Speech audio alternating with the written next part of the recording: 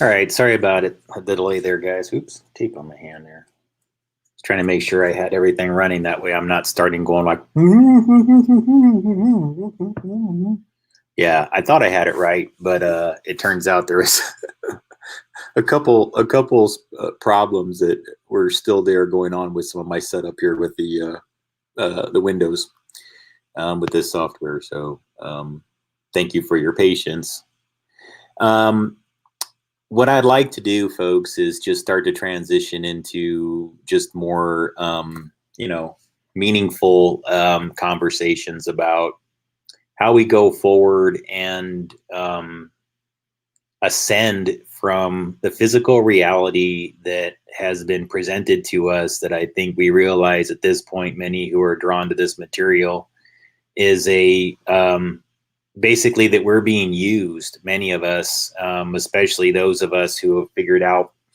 I think there's a couple different dynamics that can make it to where you contribute a little bit more to the plasma field, and I'll explain that in a second. So there's a lot of things going on relative to blood groups in America that most people just really would prefer to ignore and just act like isn't happening, but it really is, in my estimation. The only civil rights issue that I feel like is almost intentionally being buried by other issues right now. It's almost like they want to pretend that the only forms of discrimination or brute force harassment can exist from one ethnicity to another, one religion to another. And they're really missing the boat on understanding blood groups. So again, I'm not trying to create a whole new type of victim in our society, folks. That's really not where I want to go with this. In fact, it's quite the opposite. I am trying to create a sense of empowerment in the people that do understand what is going on right now, and so I don't really, I just don't really, I don't really spend a lot of time, entertaining the naysaying. All right, I'm just not going to deal with it. So let's talk about what it takes to get us there, folks, as far as like pyramidal energy structures and transmitting energy within the biofield that will actually manifest a reality that we would like to create. And how does that operate? All right, some of us basically have learned the art of programming the plasma platelets that are inside our blood layers the same way that much of modern medical equipment has learned how to extract those plasma platelets to make other people healthy. Some of us have learned this sort of ancient art of what it means to bring something into resonance relative to the plasma platelets inside our blood.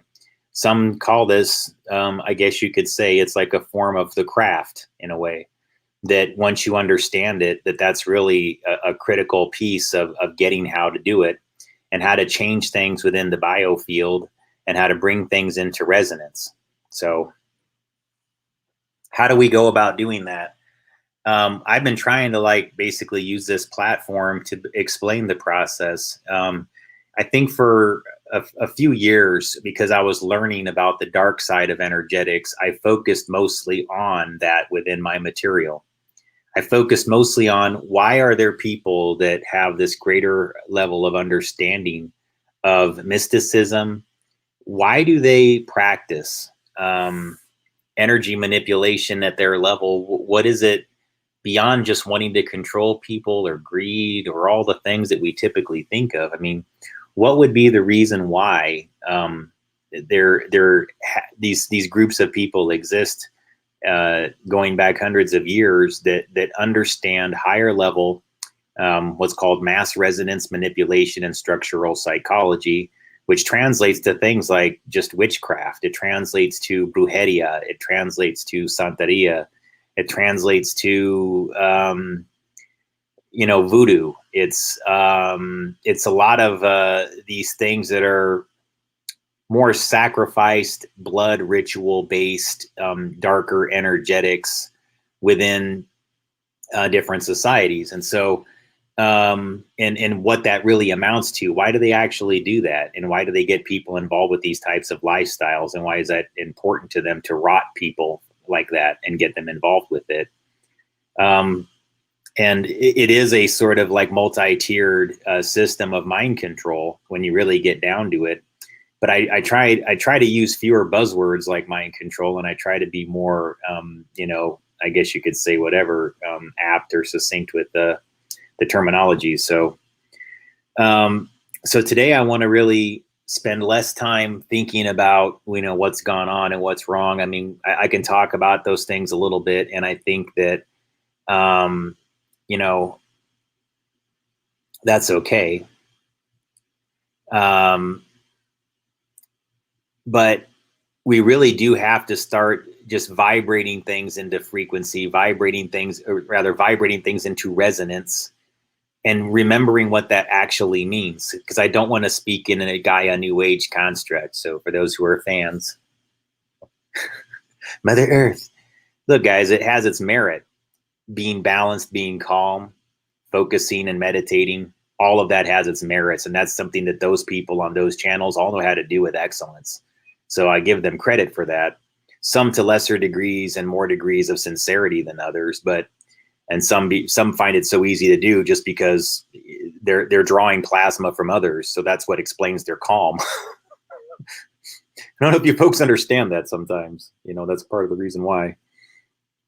It's something I had to learn about energetics, that going back centuries, this is the ancient battle, folks. This is not something that's new. What makes what's going on currently, I guess you could say, new, involving the negative aspects of it, is that now we have devices that are very small in form that can be mass deployed, that can manipulate water frequency through water lines.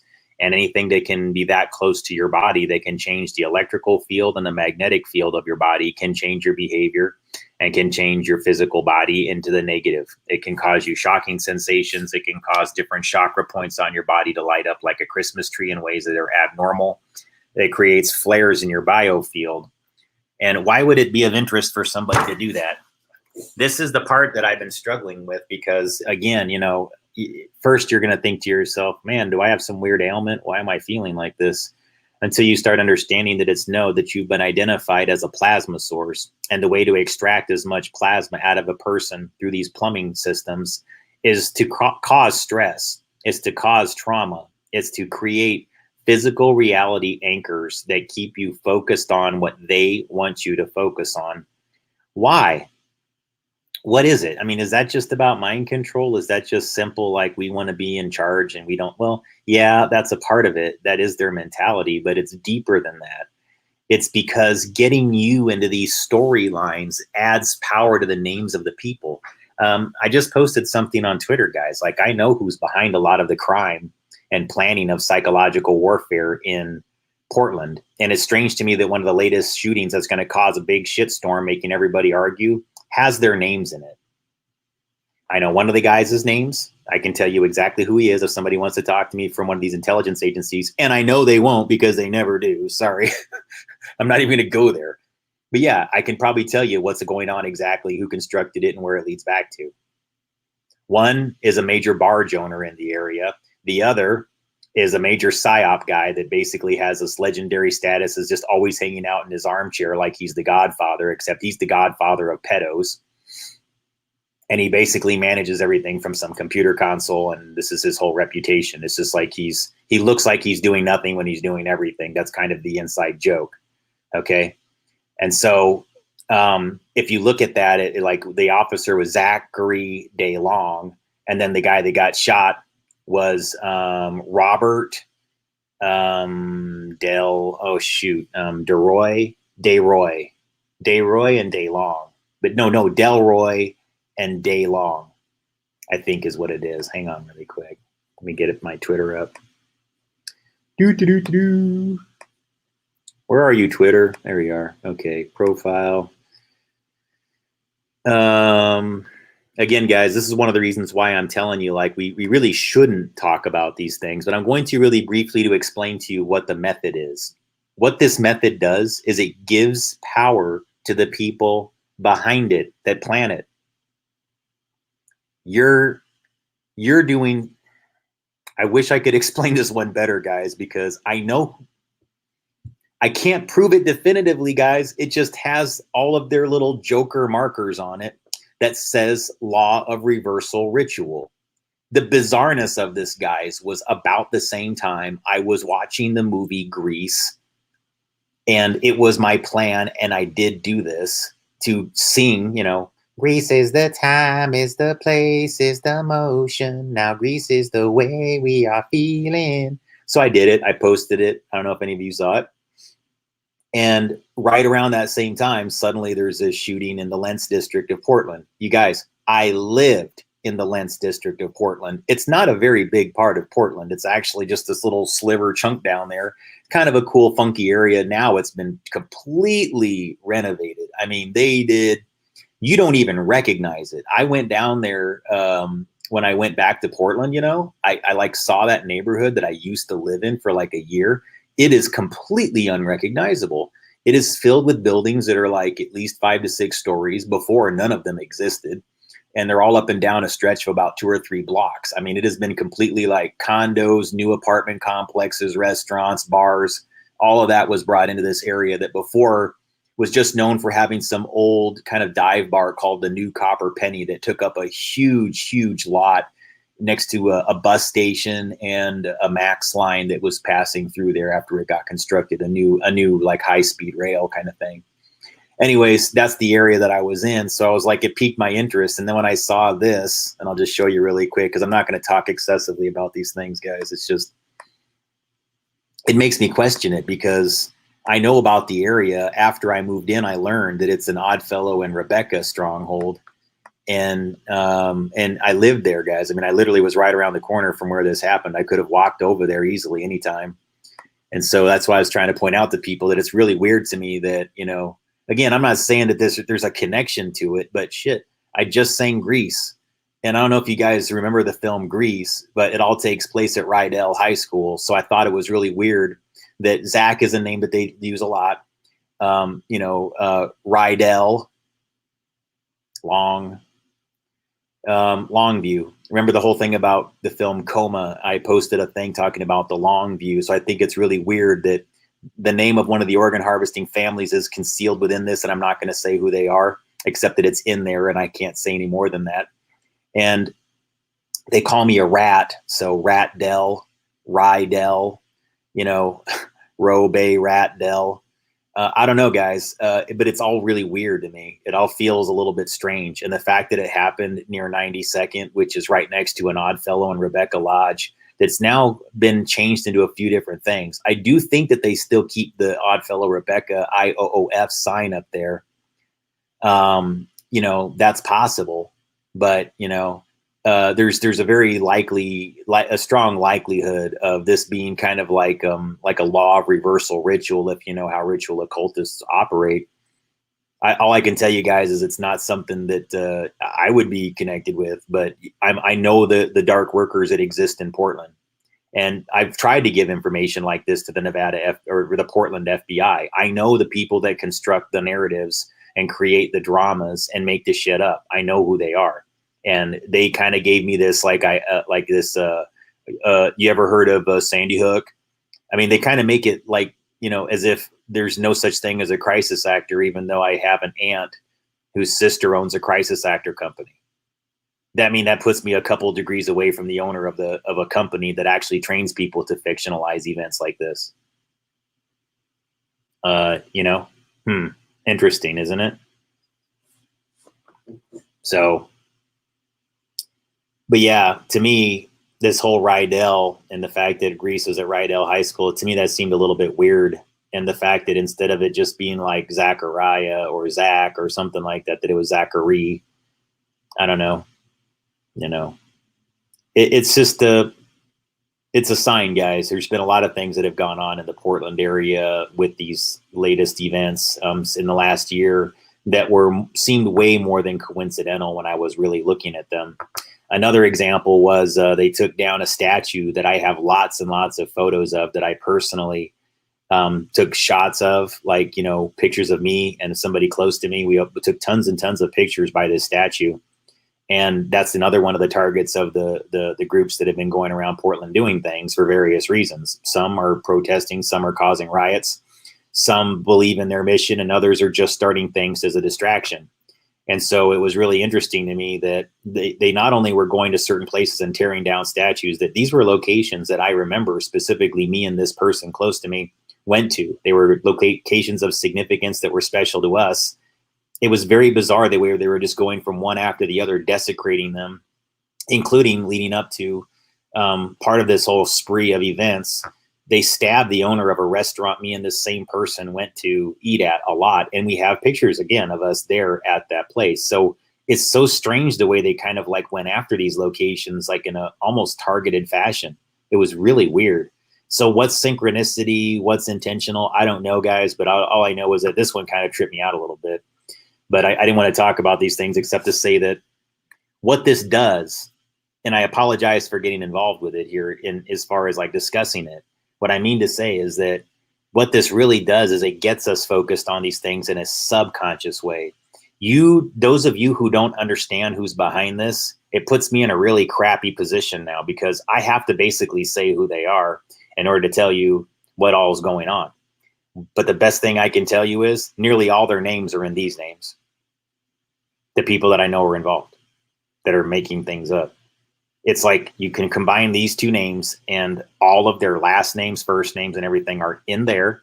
Like they just shuffled them all together and came up with two fake names that created the narrative. I'm not saying they're fake, you guys. It's just strange the way that it synchronizes that way. And I don't know why. But here's the thing. If it were fiction, I do know how it would work. I do know how it could work. And I do know who would have the resources to make it work this way, why they would be incentivized to do something that involved both an officer and a citizen where neither one of them was really doing what they were, but this happens.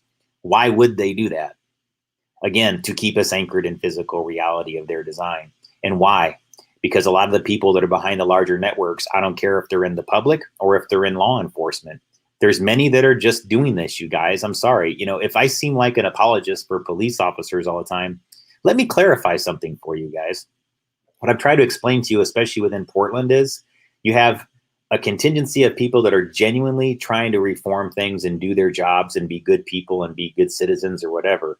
That's the vast majority of the people that you got out there. Then you've got this other contingency of people that control the underground, that control the Shanghai, that control the human trafficking and the child trafficking. And they didn't do that with only people that are, criminals. They had law enforcement help. They have politicians help. They have people all across Portland that help them. It is a Democrat stronghold. The Oregon Democrats work very heavily with, a lot of those street people like the Antifa folks that are doing these things, guys. It's just the reality of it. They had a bar next to them called Cider Riot. So I've been trying to explain to folks here that a lot of these things do, in fact, provide cover for both citizen and oftentimes, I'm not saying in this case, what you see sometimes, though, is cover for both a corrupt Leo law enforcement officer and a citizen that was corrupt. So what winds up happening with the fictional narrative that's been put out there with fictional names is both kind of have an old record scrubbed. They get put into the system in a mass resonance manipulation event that like both feeds power into the people that created the script, whose names are all in the fake names. The two people that they need to disappear will now be whatever, one's dead because the event just disappeared them. The fake name is propped up. It adds vibratory frequency power to the ritual, which is designed to do what? As mass resonance manipulation, it is designed to get the attention of the collective conscious. For what purpose? Good, bad? I don't know. Is this something that was perhaps done as fiction to inspire this exact event? Perhaps the whole point of it is to make somebody either create a thing where they say something happened that didn't, or perhaps, I don't know, guys. I'm not that definitive on it. I don't really know what happened. I wasn't there when these two people were born to know if they were actually born with the names DeLong and Delgado, and it just happened to be that way and line up. I really don't know. But it doesn't feel entirely authentic given all the parameters that I've seen. And that's the best thing I can tell you, folks. All I can do is say it doesn't feel authentic. It feels like a mass resonance manipulation event designed to keep people within the population at odds with each other and arguing. And who benefits from that? This is why you have to look within the corrupted elements. Are there corrupt Leos involved? Who are they partnering with? Are they just coming up with these things all across the country to create riots in the street that oftentimes their insiders don't truly get hurt in? They look like victims. They get all the support of both people who support police as corrupt Leos. All the people that are on the left love these people that get arrested in the streets. Like, grrr. They go back and forth to each other in these little theatrical things. And we're all out there arguing over some people that really were business partners, thinking that it was an aggressive cop that killed a citizen. Well, corrupt law enforcement wins. The corrupt gangs that are in the streets that work with corrupt law enforcement wins. We're all arguing while they all go off into the sunset. Hence, if you think these things can happen like this, let's all find a way to get out. How do we get out of this? How do we stop even talking about this crap and just leave it all behind? That's what I really would like to do, guys. I really don't like coming back to these topics, but how do we change it unless I really kind of say, like, these are things that are designed to say boo and get your attention and get us off the things that we're supposed to be focused on. And if I don't reveal one in a while, I'm going to do this. I'll try to do one or two of these. Okay. Physical reality anchors that we have to ascend from and repurpose the language of what they just did, because they're creating them. I mean, guys, you got to put on your Mickey Mouse wizard hat. You got to put on your whatever you want to say, and think a little bit more Full Metal Alchemy. Think a little bit more Full Metal Disclosure. Think a little bit more about what it takes to use your human brainwave to manifest things into physical reality, because you as a human machine have the ability to do this as well as they can with the media and all of their, wealth and power. It simply begins by us shutting off more of these sources of information like this that are constantly putting things in our minds to go over and over again. And then it forces us back into their trap, guys. I want you to think about it a little bit. Like, we all know a lot of it's being made up. And so if it's being made up and they're starting to show really obvious signs of it, then we have to start asking ourselves, if you've got corrupt Leos with criminal class in the population that are working with the media, who all is benefiting from this? Well, not us. We're not benefiting from it. We're all displaced. A lot of us don't have jobs, don't have incomes. We're all trying to figure out what the hell to do next and everything. And we're really good people that have a lot to offer. And what they've done out there is completely destabilized everything, because the information era, they knew, you guys. They just knew it. I'm helping you guys understand why we have to get out of this. They knew in the information era, there was no way in hell you can get away with the kind of crime they're able to get away with by creating these events. If they had, without these chaos events, without all of these mass resonance manipulation, false flag, whatever you want to call them, whatever your preferred nomenclature is, without them, they couldn't get away with everything that involves information that's out in the open. So it's hiding details about real things. Like this story I showed you in Portland, there's at least 4 people's real names inside those 2 fake names that are really involved with things that involve psychological warfare, planning events in Portland, and organ harvesting, and connected to that Rosemont Seneca thing I talked about. I mean, guys, it's just bizarre the way it's all in there. So did that happen just because of vibratory frequency coming into resonance? That can be the way, but it doesn't feel that way to me. It just feels a little bit hokey. All right. Let's just go on to a different topic, actually. Yeah.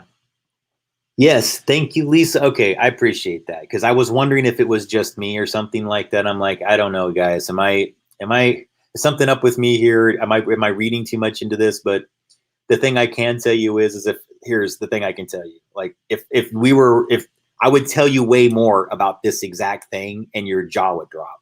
I just can't do it on the internet, because I've already have enough problems, you guys.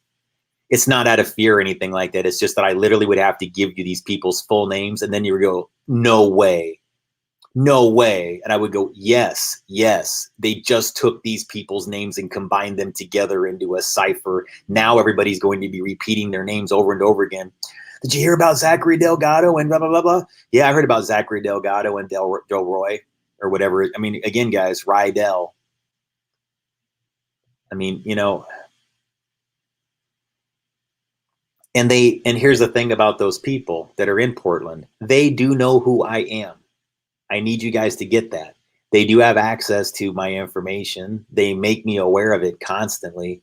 So it's not my imaginations to say that they at that level who have that degree of control within psychological operations in Portland, yeah, they would create it almost to go like, hey, Gabe, Rydell, here's your grease. I'll tell you why they might do that. Because one of them is a jealous punk ass. And he doesn't like that I sing songs because it entertains a person that he likes a lot that likes me better. That's all.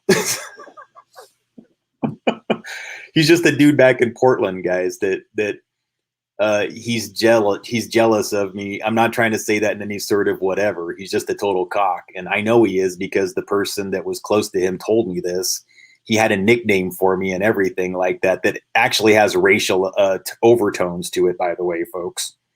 So I thought that was an interesting thing, especially, dude, when you consider I may not even be Mexican. You had like a whole Mexican epithet assigned to me. And, you know, for all you know, I could actually have totally different lineage, and you would have been calling me some Mexican bigoted name that doesn't even apply to me this whole time. So I hope you feel stupid about that at least. Sorry. I tried to go there, guys. It's just some of the things that I know about Portland, man, because I spent a lot of time there, and I just know a lot about who has access to the underground. I spent a lot of time hanging out with people there, guys. I really did. I was kind of a social butterfly, whatever you want to call it, a socialite of my own in Portland for years. I wrote restaurant like reviews for some website.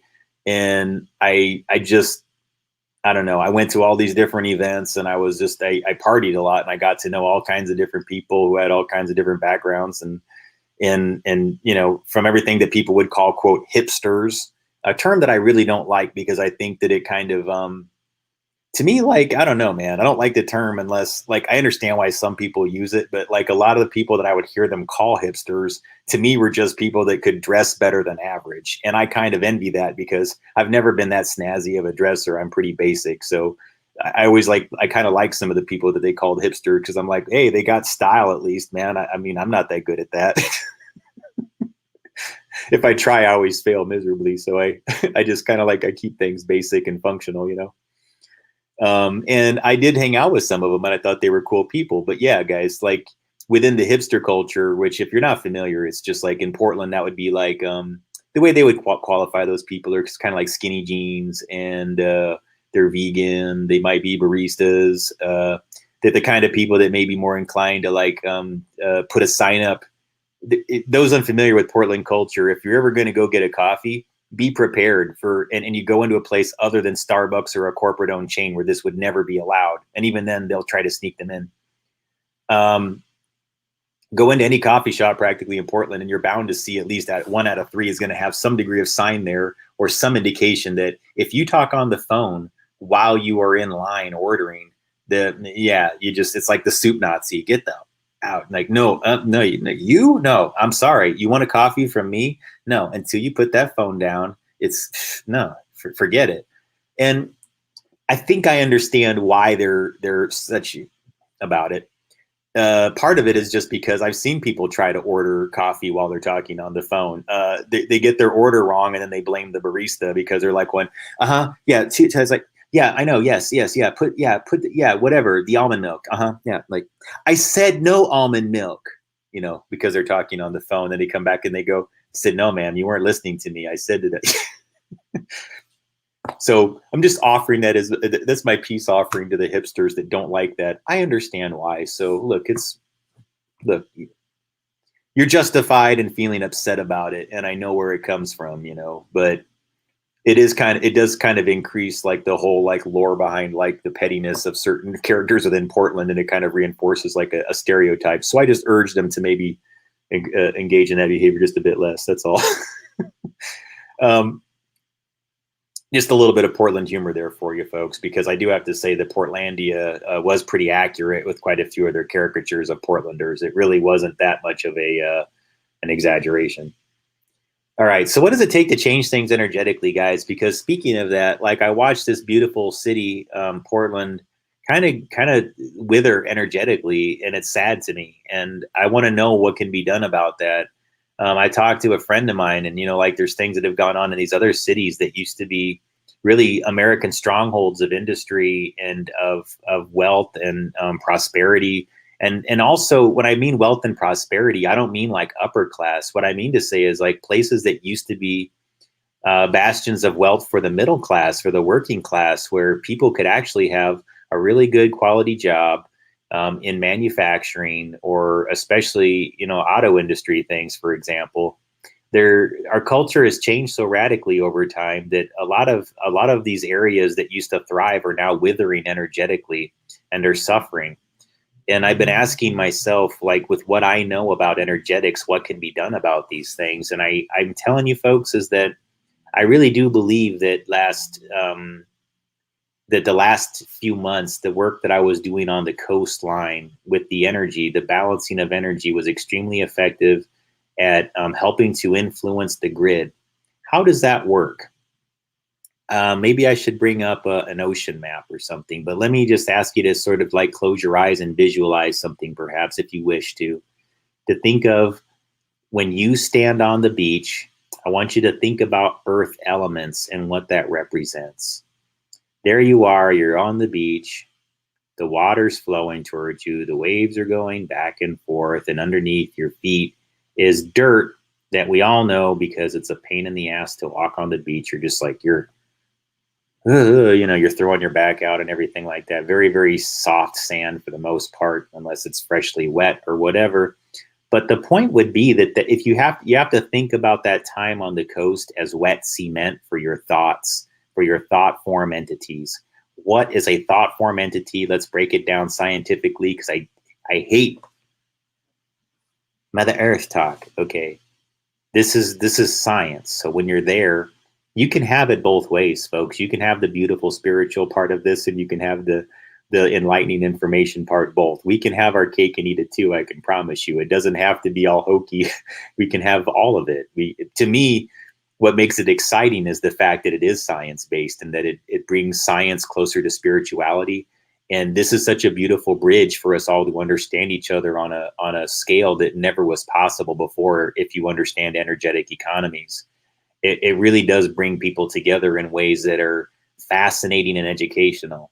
So I want to give you guys an example of that. I've shown this in the past, but I'm going to do it again as a kind of a break here when I'm ready to. I wanted to show you guys Uvarov's, I think it's called Project 12. I'll have it here on the screen here in a second. Actually, it's over here. No, that's not it. Hang on. All right. So it's called Project 12, and it's where he's building a bunch of pyramidal structures out there in Russia. And there's things that are kind of like this in the States, guys, but we really never expand on it in a way that I think is meaningful, but we could. And these things aren't that expensive to kick off. And so I think what I would really like to do maybe is just work with a small number of people initially to see if we can maybe do a Kickstarter together to build something very similar, starting with one pyramid, and then have a bioenergetics like museum and learning center where we bring people in to study bioenergy fields, see their biofield, and really get this popularized in a meaningful way where people can try different devices and make it like a museum, make it a learning center. I mean, and it's not that expensive to get going either, folks. It's actually surprisingly easy to do something like this because a lot of the places already have the conditions ready. So anyways, this is Project 12.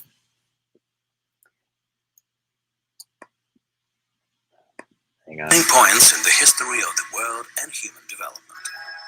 People in the project do not just want to change the world, they are changing it. They improve themselves.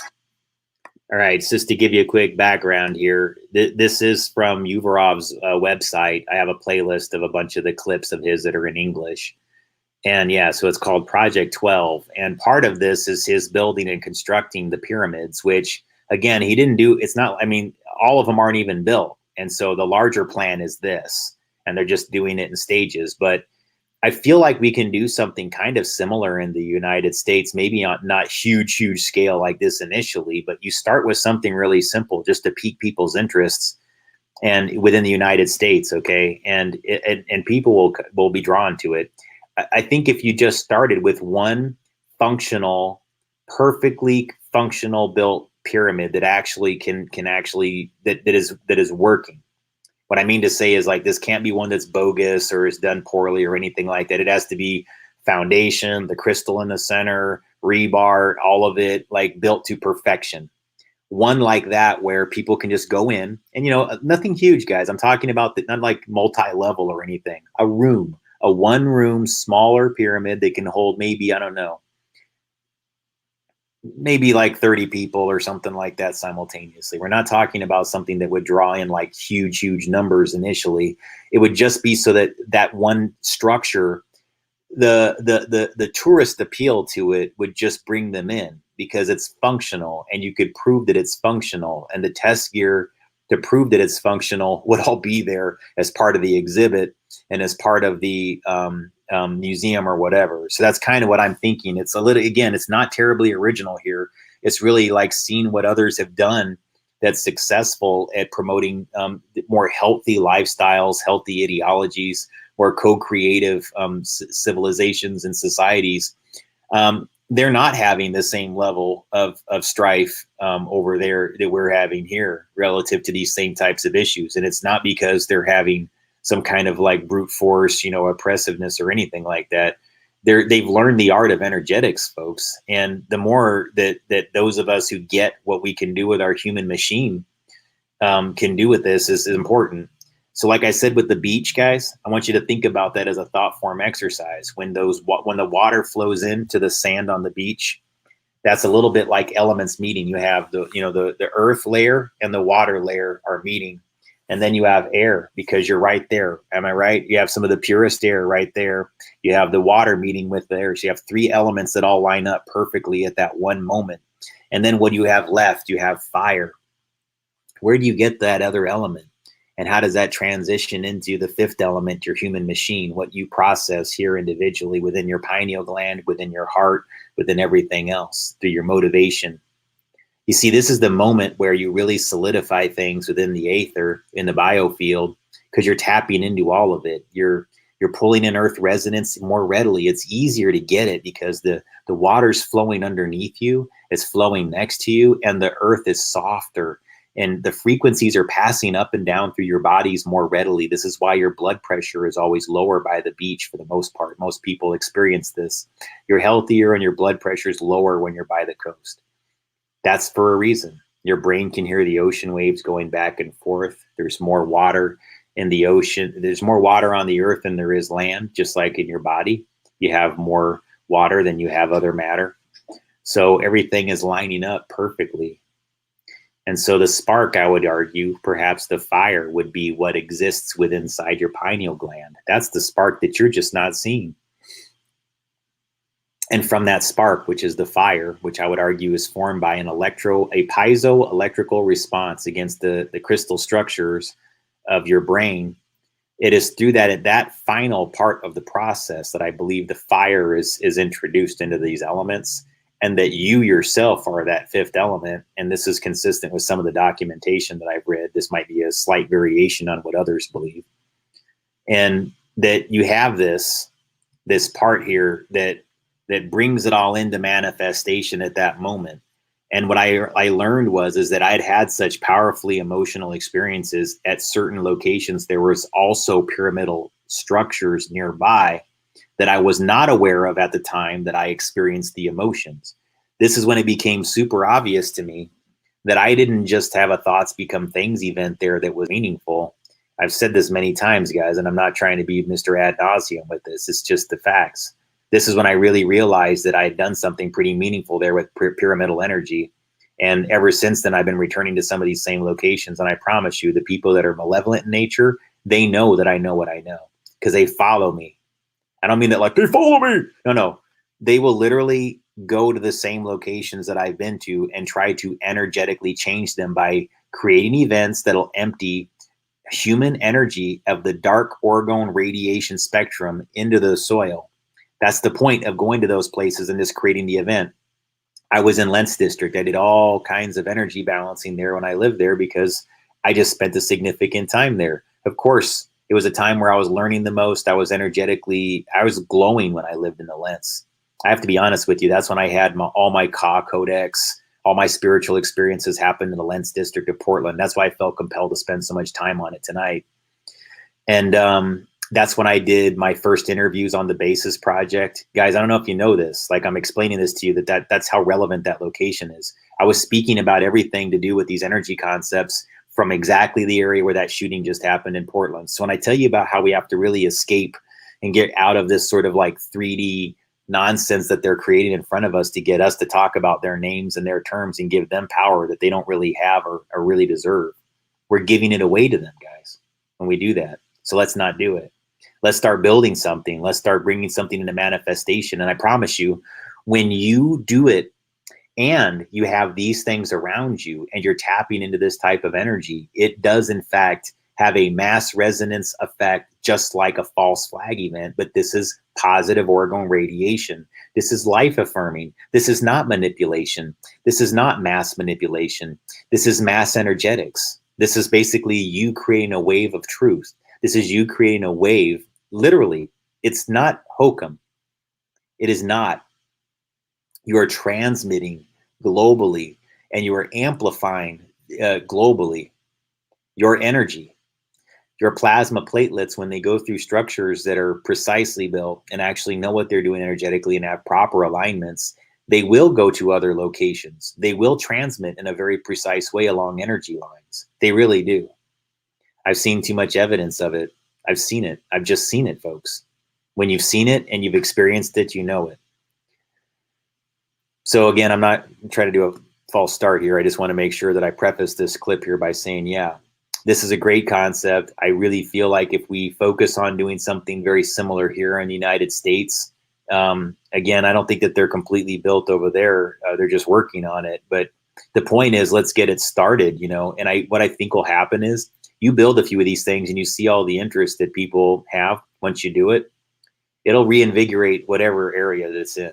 If it's experiencing issues right now or whatever, and you could build this thing for nothing. I mean, it's really not that complicated. I'm not nothing, guys, but not as much as like starting other types of conceptual businesses or whatever you want to say. This is a way cheaper way of doing it and getting people inspired and you know, focused on things where once they understand how this energy operates, then they'll see the possibilities too, and they'll be more prone to go like, oh yeah, that's something I either want to buy or participate in, or I'll leave my job and I'll go do that instead. You know, a lot of people do want to do something better. They really do. There's just all these challenges in the way. I know from personal experience. When I was living in the Lens District of Portland is when I quit my job in the wireless industry. That's when I had one of the most meaningful, relevant events. And all these things happen there. And I just made the decision that I can't go back. And I thought that when I got to this point, there would just be this huge wave of support. And again, guys, that's why I just beg you guys to please question some of the information online. You know, why do some of these people that are creating all of these seminars and events for whistleblowing and revealing the truth and everything like that, I'm just still puzzled by, even when I try to interact with these people, like they just simply don't reply back or they don't answer. Or, I mean, it's not even to tell me that like, I don't want to work with you. Like some of these people, I'm like, it's either an IP address thing or they just simply don't want to get next to some of my information because they fear being revealed. And I don't know if that's what it is. I hope not, guys, because I'm not trying to be that guy. Sometimes people, and I try to be conscientious about this, sometimes people fake who they are for good reasons too. It's not always because they're trying to deceive people for whatever. It's that it's a survival mechanism. And so their cover is just basically to keep them and their families alive. And I totally understand that. And I'm not trying to be, you know, bad to those people that are trying to do that right now, especially. It's a very challenging environment to be in right now and to know who and how to trust, you know, with what. And I'm doing my best too. So the thing I've learned is the less I focus on doing things that are, you know, like what I just did, even, you know, with that story, I'm way better off when I focus on just thinking about what can we build together? What are the things that we can do to move on from all this nonsense and just fix it from the top down? We do that by not, And again, guys, I apologize for bringing it up, but at the same time, it's necessary for a little bit longer, so that now what we can do is say, okay, you see how many times they do it? We just have to have a few reminders, and then you're going to finally go like, yeah, I see it. I see it. Geez, Gabe, how do we fix this? And I'll go, well, and I've had these conversations with people like, I'm not entirely sure, if it always works, but I've had results doing some of the things that I've done with energy balancing and understanding that thoughts become things in these certain locations. Now, guys, there is a science to it. I'm going to give you an example. One of the areas where I experienced the most thoughts becomes things was in Santa Cruz, where there's a pyramidal structure underwater near the coast, and there is tons and tons of granite and quartz crystal, like sprinkled quartz crystal, all through the beach line, all through the woods that go up into the hills. It is filled with pixie dust, crystal structures, and granite. So there's a reason why. Why?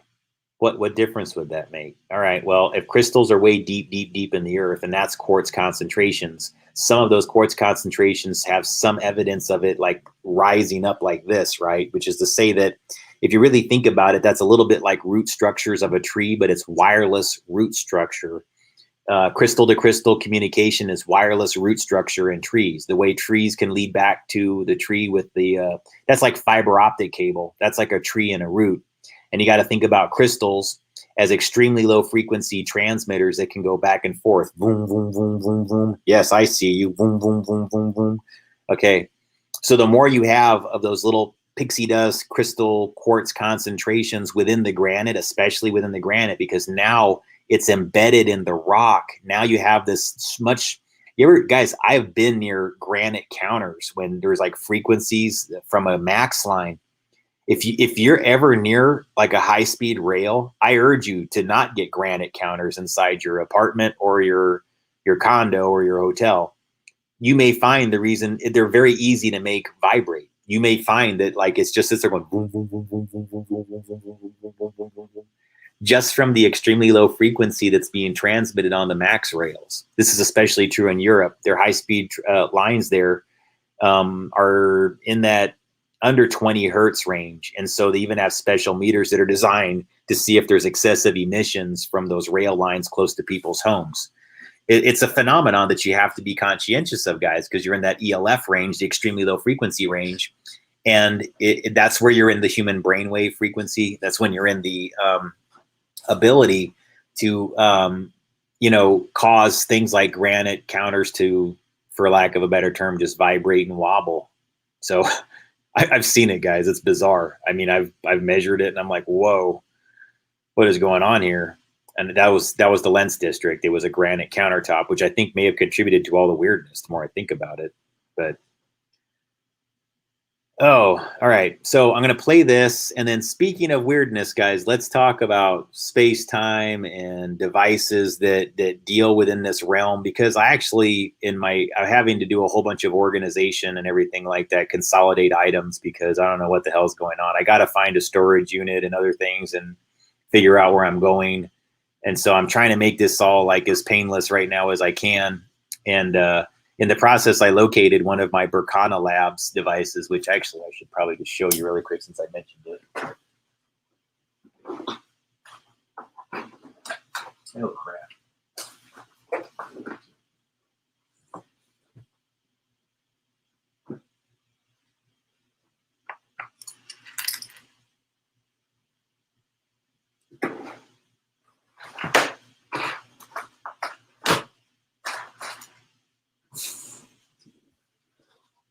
All right, never mind. I'll do it after this because I think I put it away inside a different bin. Sorry about that. I want to show you guys something kind of cool in frequency so that you don't just think that it's all whatever. I mean, it's one thing for me to show you like a device that measures things, but I can show you things that actually change your body electrical signatures. I can show you things that'll actually change the energy flow on your body very quickly. And that means you can change your biofield. And I know because I've tried these things on myself. Okay. But anyways, I'm going to play this thing about the pyramids for a little while, and I'll be back in a second. Well, I'll be back. And accordingly, positively transform the world around us. complex attracts people like a luminous spot in the night sky. Everyone who touches its atmosphere will start a miraculous journey inside themselves, with all the discoveries waiting along the way. The project will bring about an army of followers in various areas: medicine, teaching, philosophy, arts, business, sports, and spiritual perfection. It will attract millions of tourists, and that will make the complex a pilgrimage center on the world map. Santa 12, the largest social humanitarian complex combining eternal values and methods of development, education, and health improvement created during the last 10,000 years. It makes one take a new look at the potential of man, offering practical solutions and appropriate infrastructure. The complex that will include 12 main components. Each of them is a whole galaxy.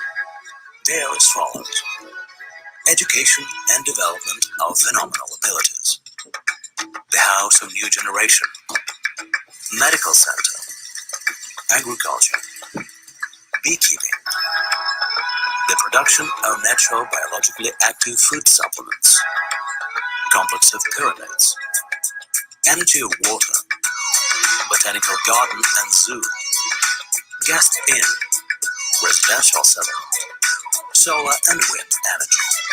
All the components are combined in a unique energy location miraculously created by nature and man. Complex 12 is a place where the processes of aging are decelerated by the influence of pyramids and energy sources. The course of biological time is preserved. Man obtains peace of mind and harmony with the world. Development and health become priority achievements of all the searchers. Education and development of phenomenal abilities. Even the weakest among us possess a unique talent that may become a gift for humankind if properly handled. The strongest feeling is the desire of self-cognition. It is a paradox, but with the development of science and technology, it only increases. This is the desire to transform our anxieties, fears, depressions, and aggression into inner peace, conciliation, confidence, kindness, and love. Throughout their lives, people just grow without getting older, and they start getting older as soon as they stop growing. The way towards oneself is considered to be a true process of cognition. Santa 12 is the most powerful starting platform, based on various life-proven schools, practices, and techniques for revealing the spiritual and physical potential of every person.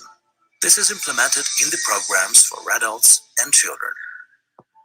Health and conscious attitude to life are the most valuable gifts of the Center for Practical Training.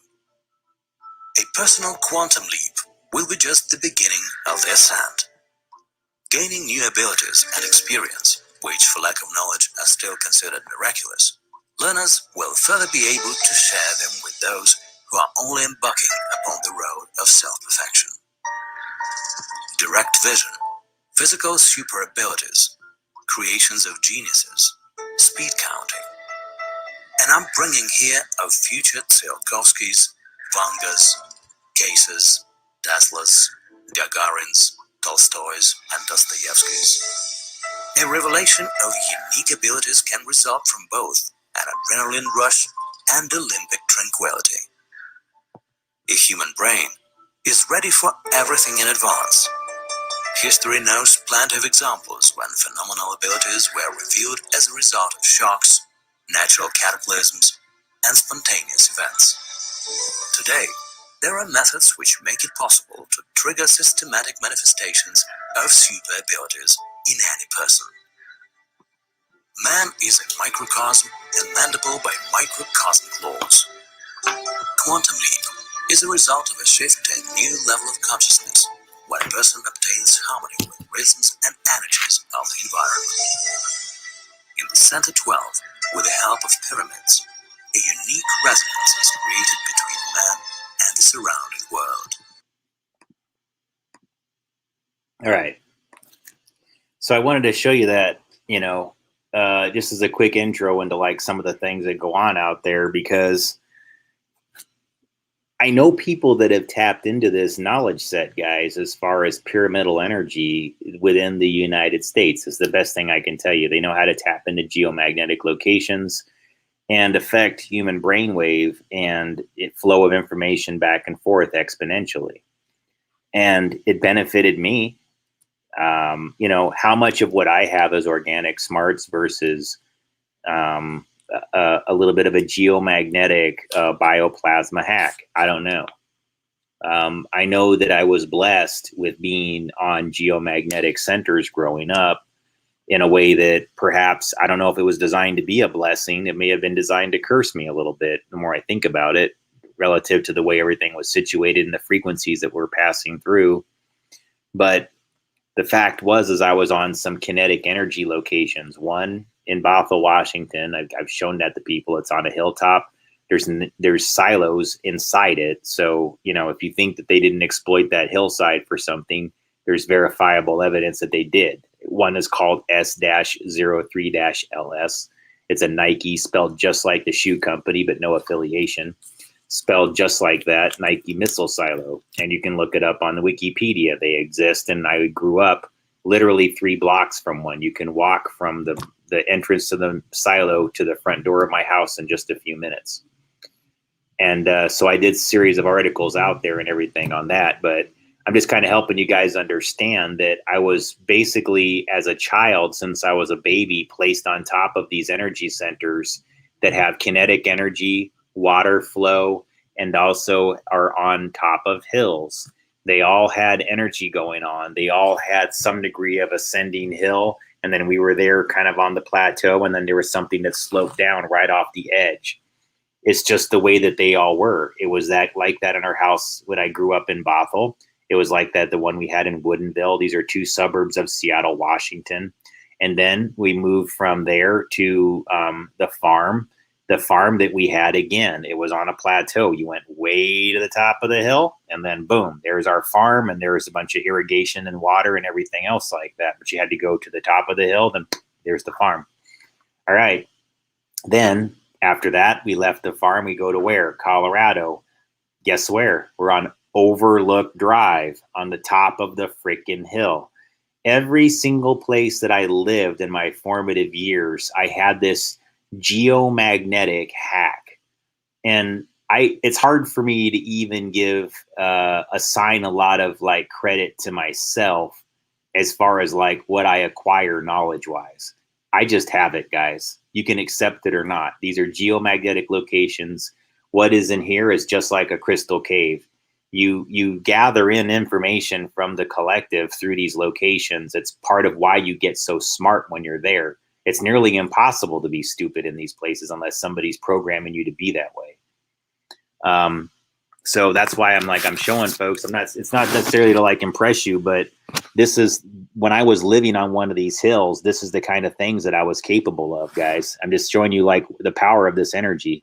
I was in the tag program. Okay, here's my letter. May 1st, 1982 is when I got accepted into the program. Okay. So I was pretty young. Okay. And they test you, and I had an IQ of 143 at that age. And I was in the 99.6 percentile in the school district. So they placed me in this program. Okay. And so that's in the North Shore School District. And you can see here that it's Bothell, Washington.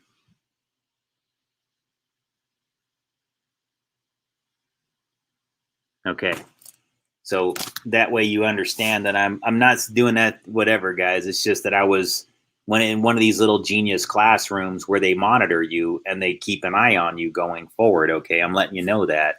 So if I tell you that I got some weird things going on, just trust me on this one to a degree. Nobody should ever just like take anybody on word alone. But I'm telling you that nearly anybody that got a letter like this when they were 8 years old is being, to this day, has people that do things to keep them in a controlled environment to make sure that we're never allowed outside a certain group. And so, I'm offering this to folks a little bit to help them understand like why I make appeals to certain groups or certain individuals to work with them more than others. It's because I am having this happen to me even to this day. And I'm asking all of those of you who have the resources to do something meaningful, what do you want to do with my brain? Do you want to leave me to the dogs? Do you want to leave me to the people that are saying like, he's bad, you guys, just forget Gabe, He's just get away from him. He's just, you don't want him, do you? You don't want him really, don't you? Guys, don't you think it's a little bit like what was going on with Trump? A little bit like some of the things that kind of go on. It's bizarre, guys. The way that they really just try to delete you out of existence when you're really just trying to do something like this to make people aware and awake and understand that everybody can reach their potential at a brainwave level, at an ability to acquire, transmit, and receive information. That what I got personally was a hack into human consciousness. I got a little bit of a boost by being in geomagnetic centers with kinetic energy, with water flow. Do you want it too? Do you want to be smarter? Do you want to be more at peace with the world? Do you want to have more information and have the ability to transmit your brainwave and your plasma layers globally? Because I did. What I'm telling you is, it's one thing when human brainwave can already travel like 20,000 nautical miles across the world. It's a whole nother factor of amplitude if you're on top of a hill that has geomagnetic energy and kinetic water flow. That's like you're in one of the pyramids and you've harnessed the power of the gods. Just being straight up with you. That's what it translates to. It's harnessing the power of the gods. It's the same thing that they do in the pyramids in Egypt and everything else like that. Yet, here's the problem, guys. Within the United States, there are people that do understand it. They're just plain dumb. In Russia, they're building these complexes and saying like, yeah, let's make everybody smart. We could have the next Picassos. We can have the next Teslas. We can have the next, I can't remember all the different artists there and people they were naming, but they were saying, don't you understand what's possible here? I'm not going to play the entire 20 some minutes for you guys. I don't think that you want to see it necessarily. I mean, I can give you the link. What I mean to say is like, I can play like limited amounts of it, but I don't want to like this the whole be, like 30 minutes of that. But it is cool to see. I mean, I want people to get the visual of it. Like, look at these things, like think through a little bit about what they're doing and what we have the possibility to do here within making people more, just more intelligent. It really does work that way. You really do increase the overall intelligence of your society. You make people more, people feel just genuinely more inclined because they're more intelligent. They make more intelligent decisions. They make more coexistent decisions and I'm going to remind you guys, that's only when these things are built properly. You build these things incorrectly, they have the opposite effect, and you just create big, storms of bad negative actions. And Yuvarov's even done an article that I've read a lot. I read it a few times, like many times over, actually, for a reason. It's called The Mechanics of Negative Energy, and it is brilliantly written. The entire section is really, really something that people should really understand, that it explains everything about negative energy from subtle energy levels down to how those subtle energy levels can be generated with technology, going all the way back to ancient civilizations right up to the Nazis. It's a pretty interesting article. If I can find it while I'm on tonight, I'll try to send it to the links thing here. But yeah, pretty fascinating article. And that's the thing that I think is why it's important for us to do this in the United States. If we don't become more aware ourselves and make our population more aware as we begin to become more aware, we really have to constantly be paying it forward and reaching out to others to say like, look, I was challenged too. I didn't get it either. But now that I know, I need to make sure as many other people know as possible. It does begin to feel, I was talking to somebody about this the other day. To me, this feels very much like a spiritual war. And it's one of the reasons why that even though I'm a very scientific minded person, I'm extremely open to working with people that are of a religious faith.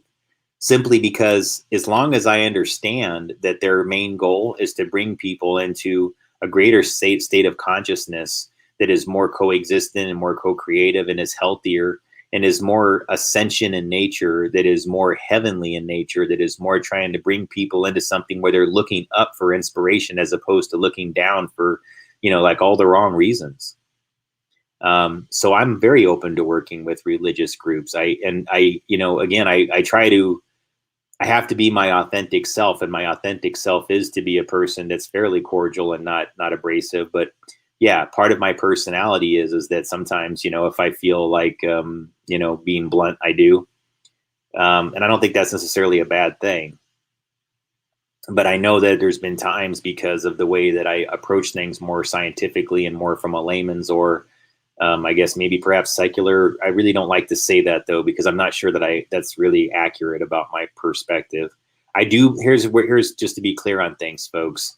I don't think anything like this is even possible without a creator. So who that is and how that all worked out, I'm open to that. That's all I've ever said to anybody. And the more that I open myself up to the possibilities of what the Bible could be, then I had to re-examine Christianity as more of Christian Science.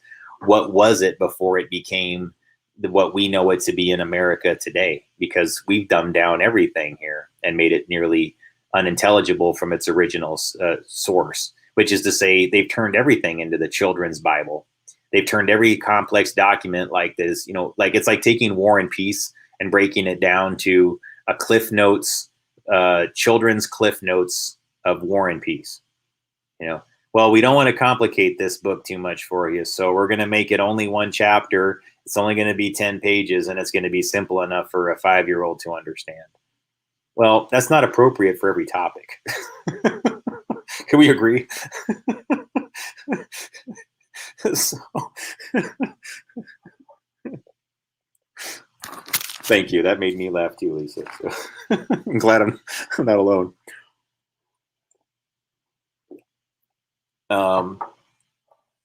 Yeah.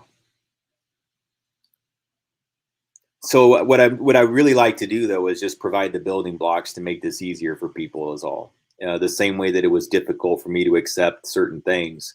To me, the best way to do that is just to inspire people and get them excited about something. And I'm just going to tell you guys, there's this place and again, it's a dark location. It's in Damascus, Oregon. I know, guys, those of you who are unfamiliar with Oregon, they're like, isn't that in Syria? Yes, there is a Damascus, Syria. And there's a suburb of Oregon, just like Oregon, right? To have a suburb named Damascus. And it wasn't always named that. It's just one of those little things they decide to do later on, probably because of some other reason. And when you really get what's going on out there, you're going to probably figure out what the etymology of, because I've looked into it. Like, how did that town become Damascus? I know that sounds like a weird thing to look into, but again, that's my brain. That's how it works. I kind of go like, how did Damascus become? Because we were talking about it. How did the town of Boring, Oregon, become the town? Don't you think there's a better name for a town than Boring?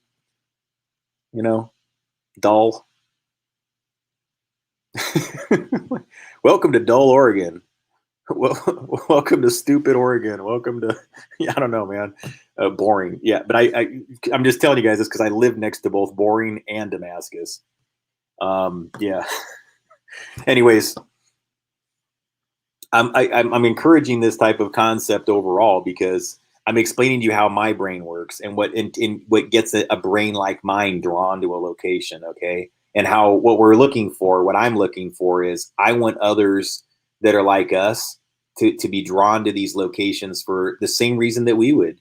And I want them to go there for the same reasons that people like us would, because I want it to attract like.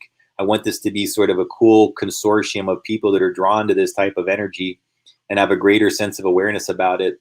I would even love to see people that show up to see if it was done right. Oh, wow. Like, wouldn't that just be amazing? Like well, I just want to make sure you guys had the right dimensions because most people don't even know that you can make bad pyramids. And if I heard somebody say that, you like, again, I'm giving away some things there, but when you hear things like that, yeah, I mean, like you want to hear more signs from people that they kind of understand that this isn't just a cut and dry thing where you can just go and do it. I'm telling you this, guys, because I made the same mistakes. This is not browbeating anybody. It's that we have to be at certain levels of education and it takes a while to get there. And sometimes you just have to make mistakes to learn it. For example, orgone. I made the same mistake everybody did with life energy relative to this. Okay, what this truly is it is a bioplasma, bioenergetic concept involving pyramidal energetics and everything overall. Okay, it has more to do with adding a factor of amplitude to your biofield and to the biofield, and re-radiating that signal, the plasma field outbound, to where it has a greater, I guess you could say it contributes to the color spectrum that we all exist in at a greater level of amplitude. That's what's one of the things that's so powerful about pyramidal energy and pyramidal energy centers, whether they were there for centuries or you make one in a certain location. But where you pick to do it is important. Yeah. And having it close to water, I would say, is important, but it doesn't have to be right next to like a major ocean or whatever, but it should be close to kinetic energy flow underneath it, I would say, would be part of what would make it work best. You have to be tapping into water energy because it's a simple matter of energy flow, ladies and gentlemen. And I wish I had a whiteboard someday. That's my dream, actually. My next step when I get some decent, when I'm stationary and can get funded, I really want to have virtual whiteboards to where I'm spending less time having my face on the screen and more time with just a big whiteboard, so that those of you who have big screen televisions, like, you could just see me do like I do anytime I do a presentation or I'm just organizing my thoughts. I'll actually draw everything out. I'll write all the names out on the whiteboard, and I'll draw the association lines and use different colors. I mean, I get very detailed because it's all in my memory. If you ever if you just ever sat me down and gave me one topic like this to talk about, I could discuss nearly all of it, every single number, all of it, all the details of it, frequency numbers, even complex ones and everything like that. I can just draw it all out on the whiteboard without even looking at notes, and have most of it, I would say, if not entirely accurate, mostly accurate, and maybe have to go back and edit a couple of things if I go back to my notes. But I can usually do it because it's so ingrained in my memory if it's a topic that I really care about and I've studied in detail a lot. And these are topics that I've been studying for years now, and I can speak to it at that level. So again, I would say to people, if you want me to do something that's more like a seminar or meet you and talk to a few people in a limited environment, or even a larger one for that matter, it's just that COVID screws that up. That's totally cool. We can do things like that, if we're, you want to talk about what makes that a reality, or how we can make something like that happen, or if I could get someplace stationary for a while, perhaps I could coordinate events where I do that. I think that would be a good idea, because I think people are kind of looking to get away right now. And if I had the ability to sort of like, okay, how about this, folks? Let me plan like a tour of sorts where, we can all meet at this location, and then I'll just, again, everybody's responsible for their own things or whatever, but I'll be the person that's the guide or whatever. And to say, we'll go to this location, this location, this location. And then on top of it, it'll be all of it. It'll be cool locations that'll definitely be interesting as part of what I'd like to do. And I can do this nearly any place if I research it long enough. I know the spots to go to. I know the Northwest best because I did tower design there. So I know every nook and cranny of it like you wouldn't believe. But yeah, I can do it anywhere, even towns and places that I'm not from, because it's just a matter of getting into the maps and finding the locations that are, you can just tell the ones that are geomagnetic and or would have stronger properties. You do a little bit of research just to find out what people are interested in, but after that, yeah, it'd be easy to find lots of places that are of this type of significance in nearly any state. I don't care how desolate and seemingly unimpressive it is. I could probably find a lot of these locations out in the middle of even places. Well, I mean, yeah, even like Nevada desert. I mean, you could probably find geomagnetically significant locations beyond the standard tourist, Area 51 ones. But anyways, oh, hey, welcome to the feed, DW and Willow too. Appreciate that. But yeah, so what I've been trying to do though is get something like that going to where I want it to have value to folks out there. So where my function in it is simply to where it sustains my research, you know what I'm saying? And that folks that, maybe want to learn more about these things and have a conversation and have more of a seminar type environment where it's more one-on-one or just like a small group of people that, yeah, I thought about how to do that in the Northwest just because guys, if you just knew I spent 20 years basically in the wireless industry. Okay. And when you spend that much time, not only in the industry, but mostly in one region, which I was almost the entire time with, except for about, I did some contracts in California, and I had a long distance move for about a year and a half to Oklahoma. But nearly all of the rest of my wireless experience, I did a little work in St. Louis. I don't know, guys, they spread you out just to work on small projects for like a week or two or a year. And anyways, but I just know a lot of those locations. Actually, I would love to do that in Oklahoma. Oh my God, dude. I know tons of cool places in Oklahoma, and I would love to go back and measure some of them. And you want to talk about cheap. It's just convincing people who aren't already there how beautiful Oklahoma is. And it is such a beautiful state, you guys. I really wish I could explain that to more people. Like a lot of people were, when I came back to the Northwest, because honestly, guys, the Northwest is pretty unique that way. We are kind of spoiled in that, especially Oregon just has so much natural beauty, and it's just dirt cheap. It is all insanely cheap, especially when you compare it to California. And I don't know, Colorado, it has some real gems. I'll put it that way. In fact, those of you, not Colorado, but Oklahoma, well, it's next to Colorado, but Oklahoma, though, has some real gems. And it's, what the hell is it? Oh, the Turnpike. I'm trying to remember the Turnpike name. It's northern Oklahoma City as you're getting closer to Edmond. And there's this area called the Martin Nature Park. And those of you who've never been there, definitely check it out. Like if you're in Oklahoma City or you're local to it, or you're planning on going, or you ever go every now and then, you have to go to this Martin Nature Park. It is probably one of the coolest areas set aside for people just to experience nature and see like prairie dogs and catfish and everything. And it's just it's like over 100 acres, and it's just so beautiful.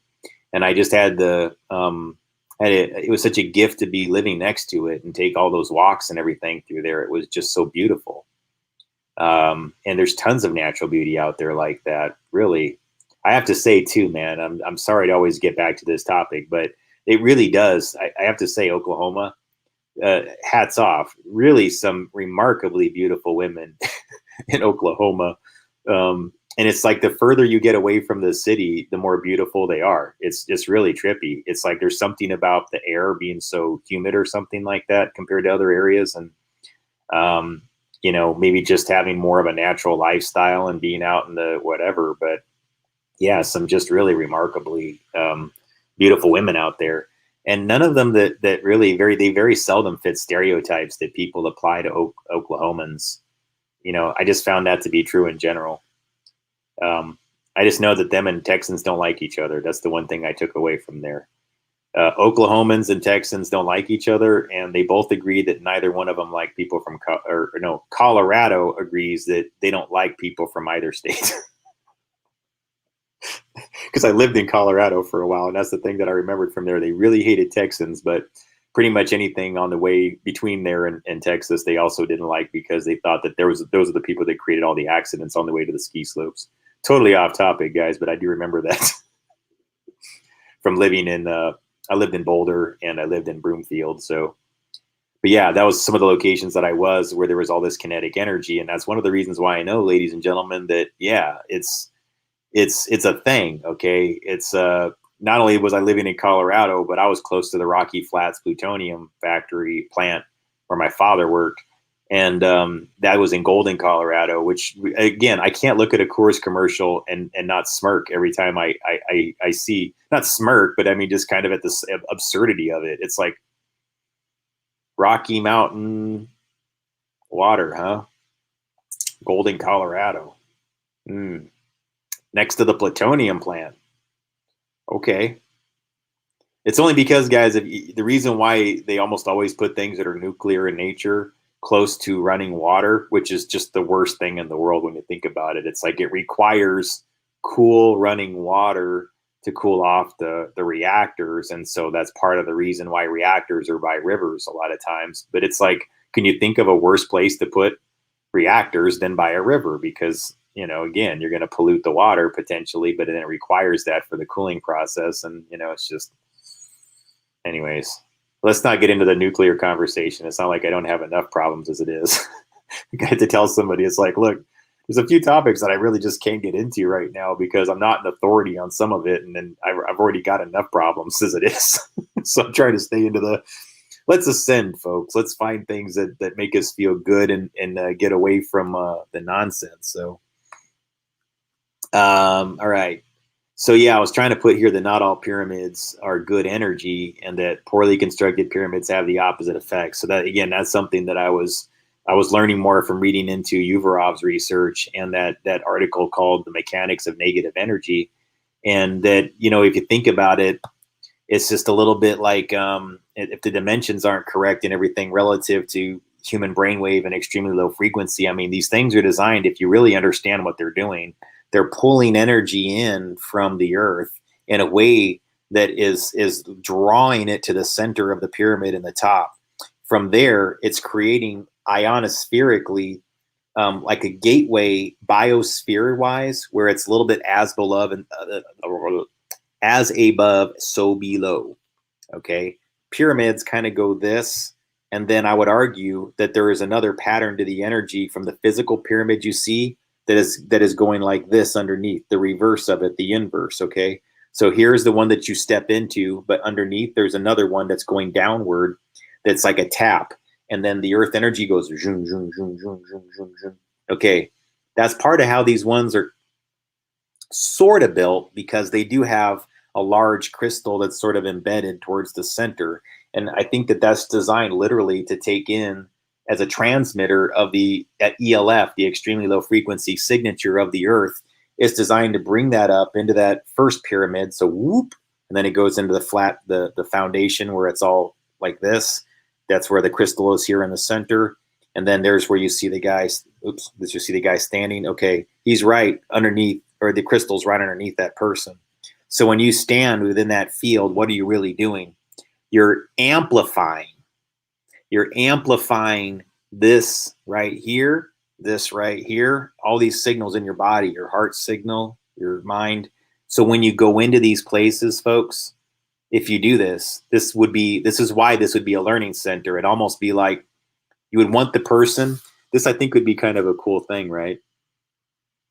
You make it a little bit of a thing where you teach the person how to actually change their brainwave frequency, and you teach them about how thoughts become things, and you teach them about manifesting, you know, things within plasma fields before they go into the pyramid. It's a all-encompassing education, and it doesn't take very long. It's like you step in, it's like, here's your orientation, and the person has to watch it. This is a condition for going into the pyramid. Okay, they've got to take the tour. It's like a safety thing, because we take this seriously. Don't go in there with a shitty attitude. Don't go in there thinking that, sorry about my language, folks, but don't go in there like going like, World War, don't want it to happen. Oh my God, World War is on its way. Oh, World War. Oh, well, if you do that, then your thoughts are going to become things, guys. You're amplifying it. Your fear signature is going to be amplified. Your negativity is going to be amplified. Your sense of fear is going to transition and re-radiate further. Pyramids can be abused for this exact purpose. So again, maybe one of the reasons why people keep them a bigger secret in the US and what they're really capable of doing is because they just don't want anybody tampering with it at all. There's different schools of thought on this, folks, and I understand why that is, but I just disagree with the secretive aspect of it today, because too many negative things are being done with the pyramidal energy model. And that if we don't begin doing positive things now, like those of us who get it, if we don't start doing something with this energy now to change the biofield, and those, I mean, guys, because it is a science, and how do you explain it to a person like me who would have made fun of it a few years ago? I would, no, not 3 years ago, but I mean, almost any time before I had my Codex experience, I would have kind of scoffed at the idea that we would have to like drop everything we're doing and focus on reinforcing a human biofield and an energy field that's of earth resonance mixed with human resonance mixed with ionospheric resonance. That's all this biofield that I'm discussing is. I'm asking you to think about the combination between what the earth represents, what the air represents, what your human machine represents, and what you're actually bringing into manifestation by focusing on day to day. And those of you who get it and actually scientifically can grasp it, you're so important. And everybody who does and gets this, that knows what this is vital and important, and really should be, in my mind, because I've done it, guys. I left it all. Okay. I left it all years ago to think about this and focus on it. And I don't regret that decision, except when I'm in situations where I'm like going, what's going to happen next, guys? Because I don't like to worry about it. But see, since I figured this out, though, this has become exponentially easier to turn into reality. Now, again, guys, it's not like everything always goes 100% smooth, but I can almost always attribute the times where it doesn't to a thoughts become things type exercise of whatever. And so I don't really like to give it a chance to take hold. I really try to now, and again, anybody who's been near me lately, I think you'll understand, like, this is why I made such appeal to be closer to people that are more positive, that are more forward thinking, that are in, again, guys, I define intelligence differently than the average person. I don't look at it as a 3-digit, 4-digit, or 1-digit, 2-digit number, whatever you're talking about. It's not like that. I think there's different levels of intelligence that are important for different reasons. Maybe I can be blessed with being able to think up different concepts, but if I'm an emotional moron, then what good does all those things do, right? And that can be a problem. What if I am an emotional moron? I hope I'm not. But there may be certain categories that a person's stronger at than others, And so I say that because I consider emotional intelligence extremely important, more important than I consider the number of digits in a person's IQ. To me, a person with a less than 100 IQ that is emotionally intelligent has a lot to offer. Absolutely, especially to energy work. To me, it's really about what are they focused on daily? What are they fixated on daily? What is their ability individually to change the biofield around them? And did it ever occur to people that maybe some people just don't get the 3 digits and whatever plus? And I don't consider them to be dumb, by the way, or even lesser or anything. I didn't show you guys that number to be that way, just so you know. I'm saying it because I know lots of people that I think, to me, when I'm around them, I know they got 2-digit IQs, but they feel smarter to me. And it's because I think that they're more emotionally intellectual than I am. And so it's one of the reasons why I enjoy those people, or I really appreciate them. It's like, it has zero to do with it. It's anything else. It's that there's not a metric for their emotional intelligence until I think you start looking into the biofield and the biosphere. Then you begin learning that there is a tangible, measurable aspect to the human biofield and emotional intelligence. I would argue those who are more emotionally intelligent, who have more balanced perspectives and balanced emotions, have more balanced biofields, and as a result can bring more things into physical reality because they have more influence. If your biofield is balanced, your biofield will integrate with others. It tunes into resonance with others because they can feel the even pattern. When you have these jagged patterns that are going like in flares that are going like this, that's how they feel energetically to the person around you. See, it's an invisible process, but an imbalanced biofield is kind of doing this. It's like somebody kind of doing this while you're trying to pay attention. And it interrupts your communication flow. And this is one of the reasons why I just value people from all different perspectives that way. I think that they all have a lot to offer. And I just like people that just have that emotional intelligence, because I think sometimes I lack it in some cases. And there's times when somebody who has it really influences me in ways that others that think similarly to me just can't do. And so I think that whoever is a part of what this ultimately is, it's going to be a pretty diverse group of people from a lot of different backgrounds. But I know that emotional intelligence is a huge part of it, and that some of us are going to have to learn from others, myself included. Like I am just being straight up with you.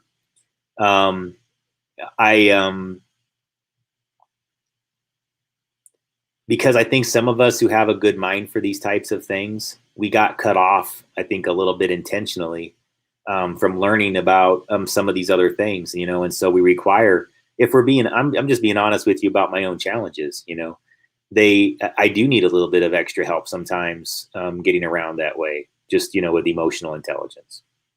I do appreciate it when somebody knows how to approach me and soften my my approach to people, because sometimes my mind is so fixated on my goal and what I want to see manifest that I can really lose sight of the things that are around me. And it's not because I lack a sense of humanity. It's that because I care so much about what I'm trying to do that I just start looking past everything and I see it all as obstacles, you know. And it's really, honestly, it's good and it's bad.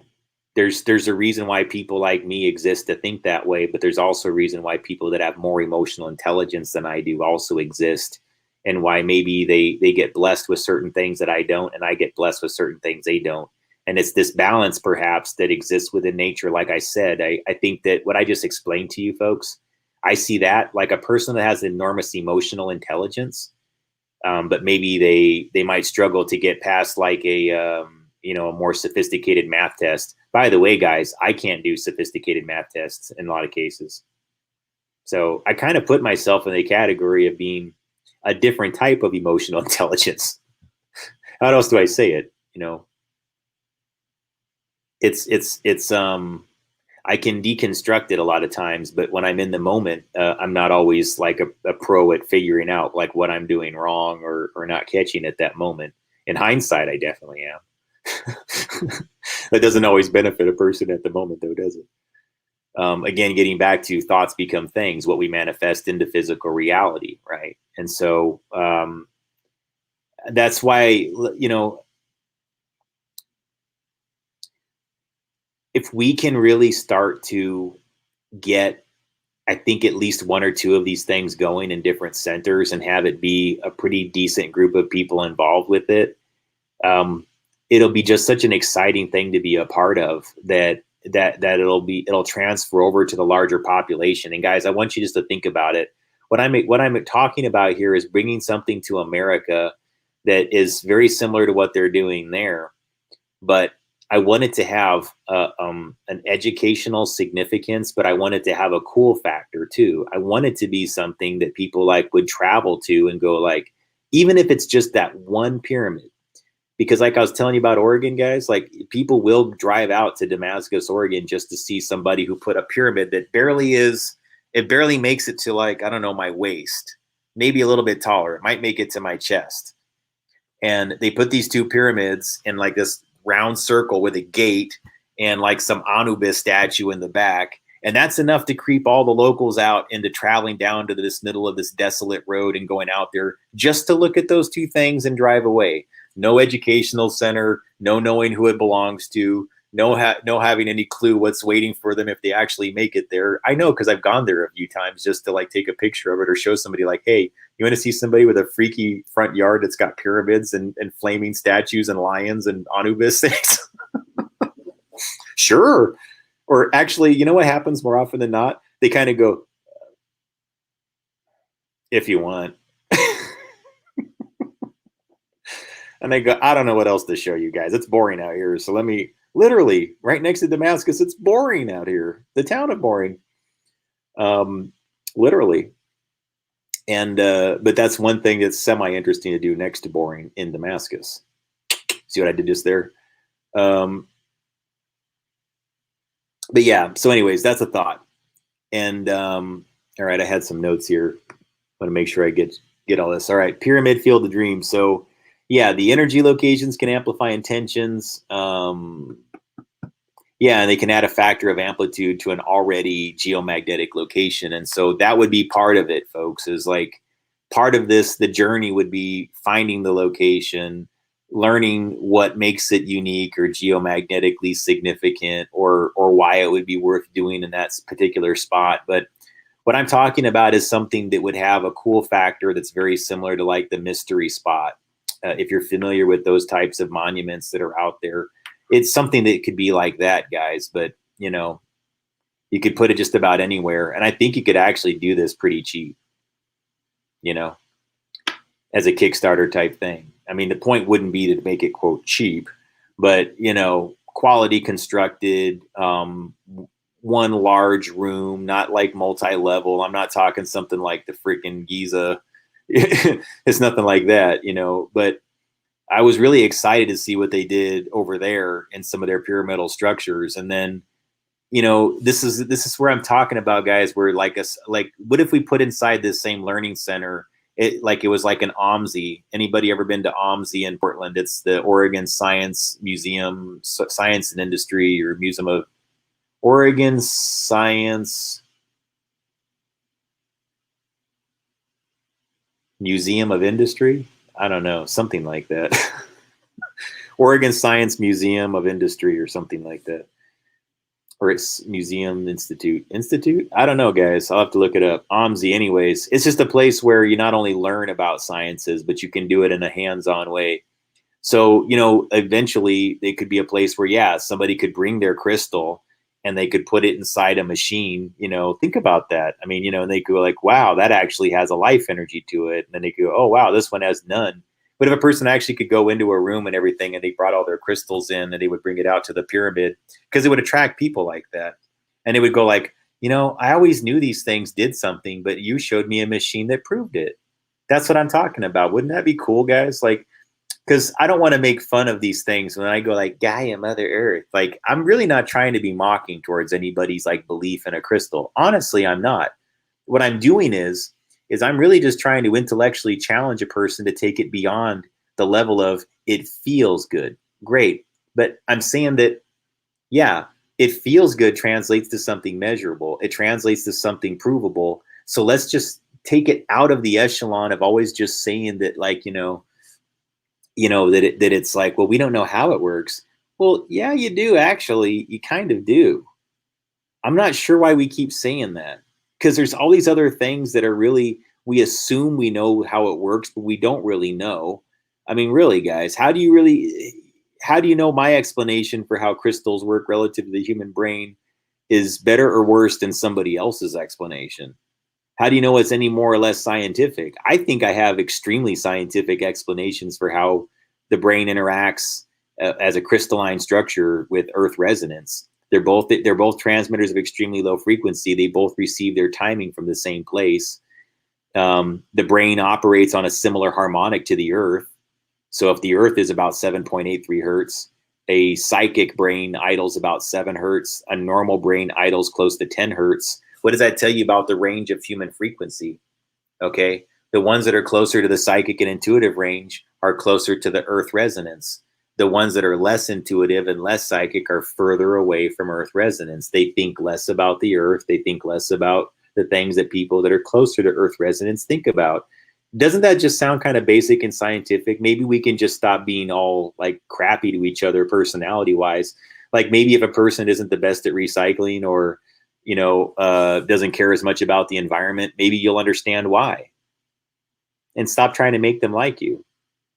Because here's the problem, guys. Like, when you try to make someone like you instead of just being you, that's the best. You're not going to get the results that you're looking for.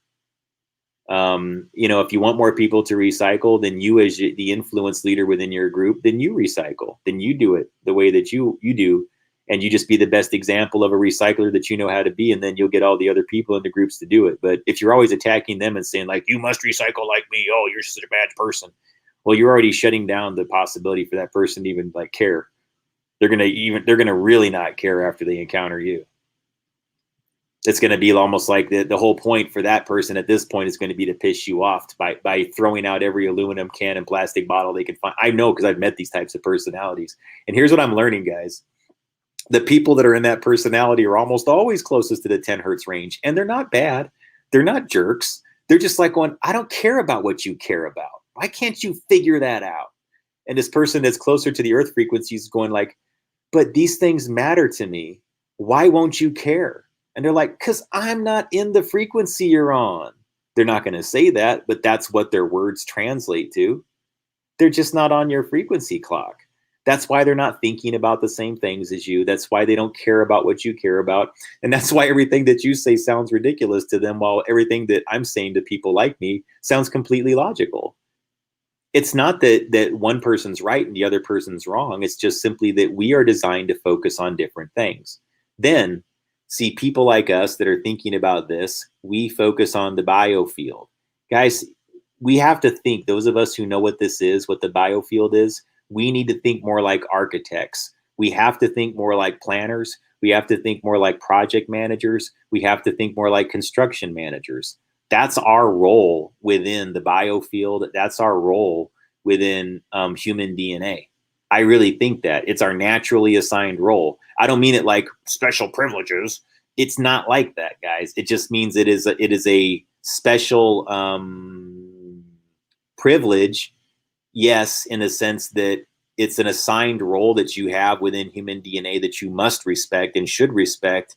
And I would argue that if we really understood what it is, that there would be groups, I think even governmentally, that would allocate resources for ensuring that people within the class of the architect and planner would in fact be doing things that are more biofield architectural related if they were intelligent, because I promise you other countries are figuring it out and they're doing it.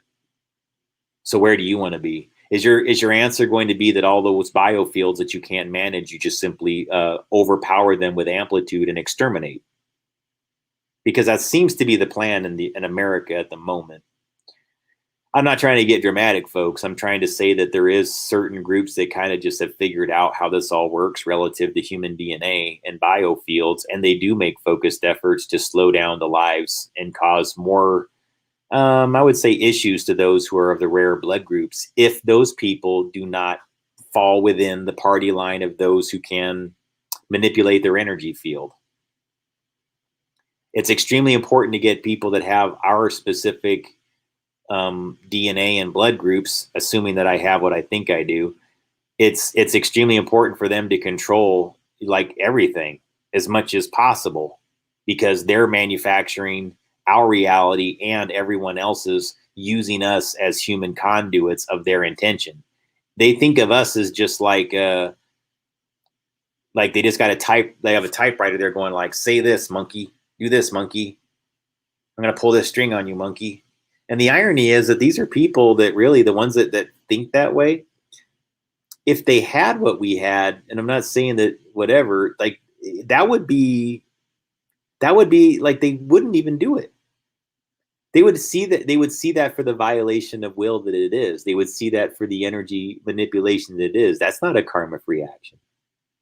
Except that if you can get it in their perspective, if you can get the individual, the people, the society as a whole, rather, but yeah, beginning with each individual human being, the point is to get them to sort of self-apply, to self-adopt it, to manufacture it nearly voluntarily. But there's so much industrial strength voodoo involved with that process today that I don't think they can really make that claim karmically that people are just sort of choosing and selecting the wrong path. It is being so set up and designed to destroy them. Top down, with technology that could be saving us all exponentially, it's being used to basically whittle down the Rh negatives and the O blood types first and foremost, who have not adopted either a blind ideology to what's going on or, quite honestly, an NOTSEE ideology. You know, this group, I'm going to start calling them this.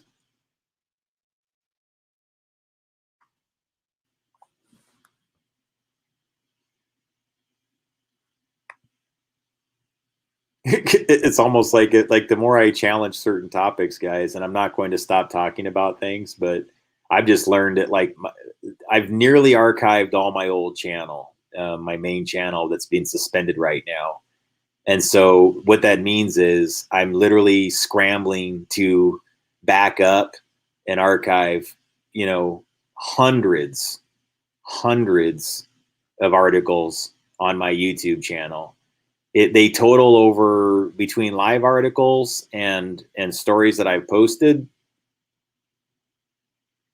there's somewhere in the neighborhood of 700 to 800 articles that I've been having ever since then, because they're basically telling me that if they strike me again, they're going to shut down my channel. And so what'll happen after that is I'll no longer earn revenue from the channel if they succeed in doing that. and then I'll lose all my material that I've accumulated for since 2000. I think I started that channel either 2016 or 2017 timeframe. So it's at least a 4-year series of work. So I'm going to remind you guys again, if you can contribute, all the details are inside the description box within this clip. And I might, when I play some video at another time, I might add some contribution links to the things, just to say, guys, it'd be very cool if anybody could do that at the moment. I'm going to have to do some relocation soon, so I don't know where I'm going exactly next. I just know I don't want to be where I'm at the moment, and I never had any intention of being here as long as I did. And so I really have to do some serious planning, and that's going to require some more resources. I'm not sure I'm going to be able to get where I'm going next without it. So, but that's all right, guys. I mean, I usually figure out something.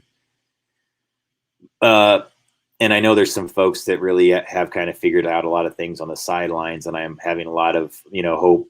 I really do have a lot of hope that people are going to be figuring out things in a more meaningful way. But one thing I want to make appeals to for folks here is to kind of understand the challenge that we're in right now relative to the government, what happens between administrations and things like that affect the ability for insiders within the military to be as effective from administration to administration as they'd like to be. Funding gets removed from places, projects get defunded, projects get taken over by people, as one brass moves into the other. It's amazing how much destabilization can occur by just simple exchange of a president. You'd think that there'd be certain things that our military infrastructure and our infrastructure in general that just could be un-F-withable regardless of who's in charge.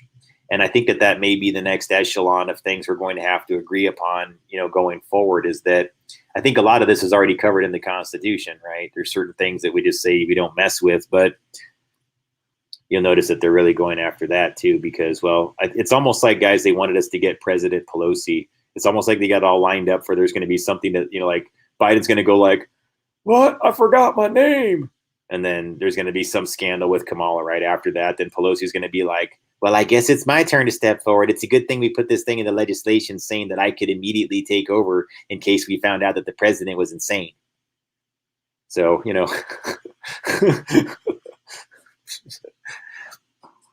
So, folks, I don't really want to give them a lot of our attention, okay? What I would like to do is get those of us who figure this out together, and I think that I can assemble a pretty good group if we can just start off small.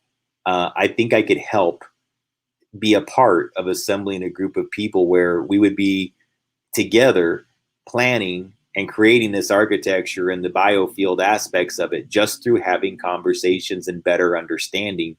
I honestly believe that there's a whole bunch of us that are part of a tribe that have this as something that we're just supposed to do. The internet's helped facilitate it to a degree, and it's been effective at challenging a lot of things. But I think what's happening now is that everything that the internet was able to bring us to benefit us has now become everything that's now.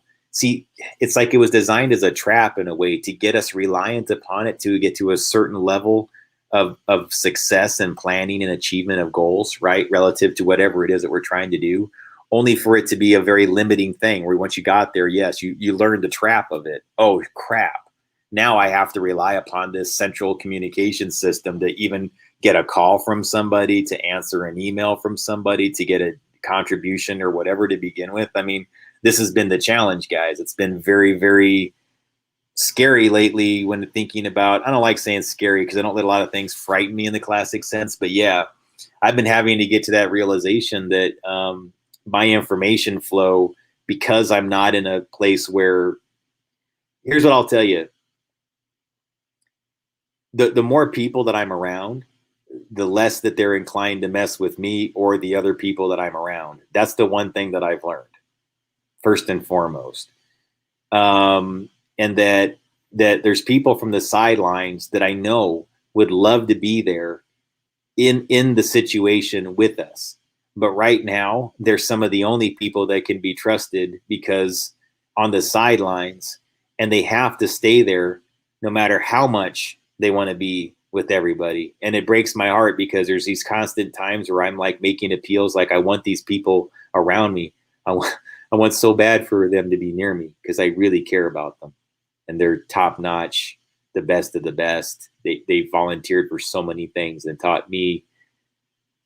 These are the people that really taught me to be a leader out of everybody. And I always get a heavy heart when I think about them because it was weird, guys. I used to be very, I was like always kind of like wondering why even at times there was like, I didn't feel inclined to be around like my parents when I had the option to, or I elected not to be around my brother. Not trying to get personal or anything like that, but there was times where I felt guilty about it growing, when I was getting into adulthood, that I would make the choice to be around them less and less for years, like something was wrong with me. And I think it was just because I had an instinct that it was just not my tribe. There was like when I got into my 20s and I started making decisions for myself and things like that, I just started doing things that were more about what I wanted to do. And I didn't really care what it spoke to their reputations or what they thought of me over it. I became kind of rebellious in that regard. I was kind of openly and flagrantly who I am without having any apologies about it. And that led right into my working environment. I just let people know who I am, and I didn't hide it. And not anything bad. It's just, I just don't, I didn't feel compelled to be a radically different person in those environments than I was in my personal life. So whenever possible, I made every effort to be my most authentic self. But I became aware over time that the more responsibility that I got and the more pay that I got within corporate infrastructure, the less easy it was to do that. And the more they wanted you to compromise, and the more they wanted you to say things that you didn't feel comfortable with, or that you didn't really believe in, or they wanted you to participate in some class or some thing where they go like, well, we're going to learn more about how to be more cooperative and more diverse. And we're going to learn more today about how to deliver the best customer experience every single time through the 10 touchstones of care and the 13 chevrons of excellence and the 5 pillars of understanding and the holy grail of, they'll always have these little symbols and everything. Hell, I used to even think of some of them myself, like, hey, this would be a cool concept to communicate the 5 pillars. I actually considered going into human resources, guys. Can you imagine? I actually thought it might be an honorable thing. And I'm not saying it's a dishonorable thing. Sorry to all you HR people that, are good at what you do. I'm sure you're nice people, but some of you. But a friend of mine, one of the ones that I was really, that I was closer to at the office, I remember he sent me some article that talked about that, and I really wish I could find it today, because it's both excellently written as journalism or whatever you want to call it. It's actually an intelligent examination, just done with a brutally dry sense of humor, but it's somewhat factual. I mean, it's not based on nonsense data, but it's done in that very cheeky, almost like onion type way of communicating like a story, a news story or an opinion piece. And basically saying that once you get to be the level of a director in a corporation, which is to say, those unfamiliar, if you don't know where like the director is within a company, it's like, okay, if you're the person on the front line, then you probably have like a shift leader or whatever. And then they've got like a manager. And then that manager probably has either a district manager or a regional manager. And then all those district and regional managers almost always will report to the director of blah, blah, blah in that region that all those people are in. So those unfamiliar, that's the director level. And so what we observed ourselves, and I'm not saying this about everybody that made it to director level, I apologize because some of you were pretty cool people, so please don't take this personal. But we observed that it happened more than a little bit, that when a person went from being like a regular regional manager to being a director, their personalities changed within a few months. And then by a year, they were full on sociopathic. they went from being the person that like you could meet after that boring meeting and everything like that. We're just like going like, hey guys, you want to see my 5 pillars? Yeah, let's talk about the chevrons of success. Nobody cared. And they would have been one of the ones that are like, yeah, guys, come on though. Hey, you weren't in the office like at some cubicle, right, answering all your calls or whatever. You got a day out, you got free lunch. Don't worry about it, okay? It's that kind of thing. And they transition from having that kind of personality as your regional manager to once they become the district manager, then they are selling it to you line and sinker wholesale. They're believing it. They've got that weird glow in their eyes. Before they went from being like having this go like, yeah, guys, I know, but can you just show up to the class and try not to make too many fart jokes and things like that, just for me. That's them as your regional manager. Here's them a year after being a director. Well, gentlemen, the 5 chevrons of success are really the pillars of what makes us the successful dynamic organization that we are currently. And I think that our founder and our creator, the Big Teds, this is absolutely the most important thing to them. And I think if you don't understand the importance of the 5 chevrons to stockholder value and what that really means to the long-term sustainability of our organization as a whole, and what that means to our dynamic organization and our 5 pillars of success as we attribute them to the 7 chevrons of, like, their personality just goes from like, yeah, guys, I know, to being like, Stepford director. I completely believe in the dynamic organization and the 5 pillars of success, and I think that you should too. Please look deep into my eyes until you believe it. Are you scared yet? Hey, remember when I used to be a human being? Yeah, man, I'm telling you something. The minute you get that raise and you get that new house and you get to start driving that BMW, holy shit.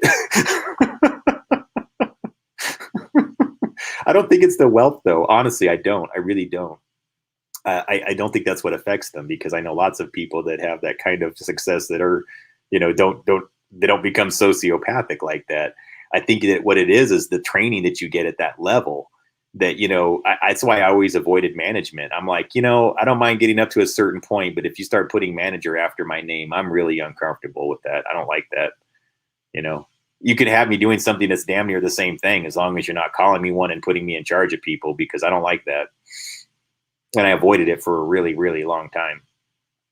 And most of the intelligent people in the company that I was at, they were the same way. They just tried to stay inside the position that they were in, or change to a different discipline if they were getting bored with what they were doing within the same company, just to maintain their sanity and not get sick of what they were doing and everything around them. So on that point, guys, how do we change that, right? Because I was just explaining to you from the perspective of the wireless industry, right? That's how I felt when I was there. So what changes that? And what did I do within the wireless industry that changes subtle energy fields? This to me is a big thing. What I think is going to help us maybe create more awareness around these things, because I became aware of it by designing cell phone towers in rural Oregon as part of my discipline. That was what I did, which is to say that there's places that are of highly significant geomagnetic significance all over Oregon and Washington and the regions where I did design. And one was Wallowa Lake. I've reported on that one extensively, but I have yet to go out there to do any energy studies. I just know there's something going on out there that I need to go do an energy study on. It's like at some point, guys, Wallowa Lake has to get done. And let me explain something to you. Anybody who would like to be involved with that on any level, it is in probably one of the more tucked away, discreet, remote locations of Portland, and it is absolutely beautiful. The air is incredible. The people are incredibly friendly. It's the exact opposite of all the crap you see going on in the city. It's just an unbelievably beautiful part of the country, filled with just tons and tons of good energy. I used to do design for about 7 years in that one region close to Wallowa Lake alone. And I'm telling you, man, me and the project manager, we loved to go out into the field. We did not want to come back to our offices. We were never in a hurry to get back anywhere. we would go on these trips and do all of our planning and cell tower design and looking for towers and things like that, because we got to hike all over the place. And you know, you're putting towers on hills in a lot of cases. And so we would get access to places that are on like BLM land, not to be confused with the other one. This is Bureau of Land Management. And so we would get access to places like that, or regions where like places where almost nobody gets to actually access except for the property owner. And even they didn't walk to some of these places. So we really did touch our feet on some soil of some pretty, I don't know, just areas that not many people really got to go to. And that's significant, guys. It's just like being the first person to walk on the moon or whatever. There's a certain significance to be a person that you know, steps foot in an area that not many people have gone to in decades or even over 100 years. And that was the case in some of the places that we were going to, guys. It really was. So I know something happened within, you know, geomagnetic imprints, what we had is brainwave frequency, what that amounts to as far as going to all those locations out there. And I think it played heavily into why rainbows and things like that were occurring when I went back to the Columbia River Gorge, guys. It just occurred to me in the last, you know, year that with the Wallowa Lake thing, these are all the areas that I designed cell towers. And so it occurred to me that while I was designing the cell towers, oftentimes I was in a pretty stressed out state, to be honest with you, even though I really did like my job. They kept me focused and concentrated and ruminating, and thoughts become thingsing things to death within that job. I was always stuck in a cubicle. Then I would get released into the field and I'd be like, yay, we're going to go look for cell towers for a week. And then we'd go all over rural Oregon and have a really good time. And it was amazing. I'm telling you, like, it really is. You wouldn't believe the natural beauty that's just everywhere you go. It's so remarkable. And the amount of geomagnetic energy, I think, is very closely connected to kinetic water flow from the Pacific Ocean, and how that affects a lot of the volcanic lava flows that go all the way to the center of Oregon. So it's like kinetic energy from water it just finds its way all the way in, like, I mean, a couple 100 miles in easily into the state, until it starts to get drier as you get into Eastern Oregon. But you can see all the signs of this. You can see the influence of the ocean moving in and influencing the trees and bringing all the greenery. And you know exactly the point where some of that kinetic energy and lava flow cuts off, just after you get a little bit east of Bend, Oregon, in the center of the state, you know? Anyways, it's just a pretty remarkable phenomenon, thinking through about how the cell tower grid is actually part of the ancient energy grid now, is what I've kind of determined, because all of these structures are involved with manipulation on some level, whether it's amplification, reduction, or whatever, of subtle energy, meaning to say that some things have the effect of amplifying it in a good way. They're re-radiators. So kinetic energy flow combined with pyramidal things above something that has kinetic energy below, yeah, that could transmit a lot of water flow, positive orgone radiation all over the place. And that's a very healthy environment to be in, right? Cell towers, in turn, if designed in excess and all over the place, can, you know, people speculate, can be transmitters of deadly orgone, or that's what they're defining it as. I prefer to call it, for all purposes, dark orgone or dormant orgone radiation, because I feel like whenever you program a word that's about life energy, whether it's of the dark spectrum or not, if you program the definition of it with the word dead, it's a misnomer. It's by definition inaccurate. Nothing that is orgone based should ever be called dead. That's just an opinion that I have. I think if you want to say that it's static, then call it static orgone, call it dormant orgone, call it whatever, but don't, or dark, but don't call it deadly. That's my opinion.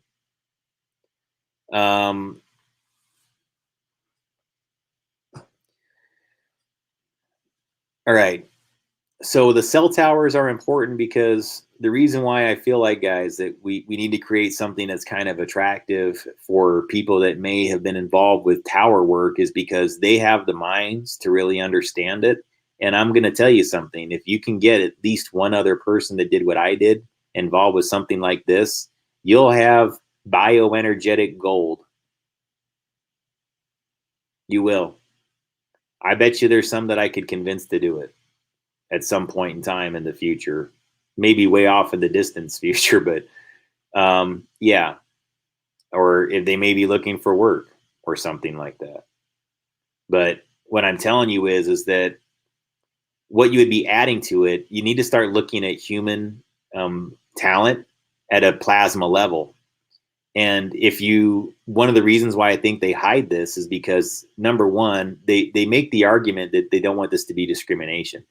They don't want some people in society to be more valued to work at a corporation because of plasma emissions relative to other people who have less. To say, well, you just don't emit as much, so we're not going to give you the job, or we're going to oust you, or whatever. Or, people just get genetically discriminated against for either reason. Maybe somebody doesn't want somebody with that kind of influence in their organization. No, I know you people. You're too influential. You're too much trouble. That's the bad way to think, though, guys. I mean, you have to look at it a little bit like a pyramid, right? If you do the wrong thing with it, then yeah, it's going to retransmit the negativity. If you do all the right things, then it's going to retransmit the positivity. So where are you going to go with it? And that actually has energy signatures that are associated with it. So I'm not saying that to sound new age at all. I'm saying that you literally will become a transmitter of, well, let's break it down to the science of it. At a frequency level, what you're doing is you're having a conversation with your plasma. And this conversation, this internal conversation with your plasma, it's literally adding data. You're literally programming the plasma platelets that are inside your blood with programmable data and information. Now, Microsoft discovered this, is my understanding, is that Bill Gates was bragging that they had actually been able to put DNA on a file on a DNA coil, if I remember correctly. Maybe it wasn't Bill Gates. It might have been one of their other people at Microsoft. Because I don't think he actually makes announcements for Microsoft much anymore. But if somebody over at Microsoft said that they were actually able to put like a something megabyte file on a strand of DNA. And so when you think about what that really amounts to, then yeah, plasma platelets are it's the influence substrate that's within that's an etheric layer that when it's emitted outbound from your body, that's where the power is. That's where the Mickey Mouse throwing the plasma, think about it, guys. If you watch, Fantasia with Mickey Mouse and he's throwing the plasma around here and there, that's what it is. That's your programmed plasma platelets. And then what you're really trying to do is, if you're a smart Mickey Mouse, you're not just going to go, no, that's reckless. This is why, like, having tons of this energy is not always a good thing. If somebody says to me, like, I've got lots of this energy, I kind of go like, all right, you also know that can be dangerous when you're not focused on managing it. You know that your energy is really negative when you're not focusing on managing it properly, when you abuse it or when you use it for negative intentions. You just become like, or if you just allow yourself because you're not responsible enough, or you're challenged with being responsible because it's not everybody's fault entirely. You're challenged with so many things that it makes it difficult to manage your thoughts, and you begin thinking negatively. That's understandable. You can forgive yourself over that. I'm just asking people that whenever it's possible, take yourself out of it, and then understand that when somebody tries to get you out of it, don't act like that person's just not loving you enough or caring enough about your drama.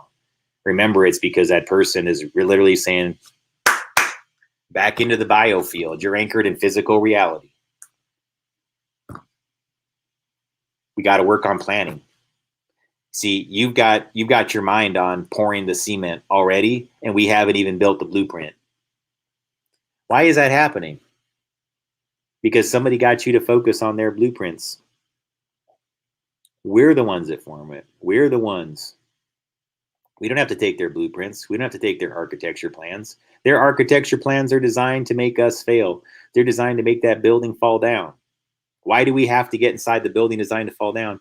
Guys, it translates to so many other things they're trying to push on us right now. Hint.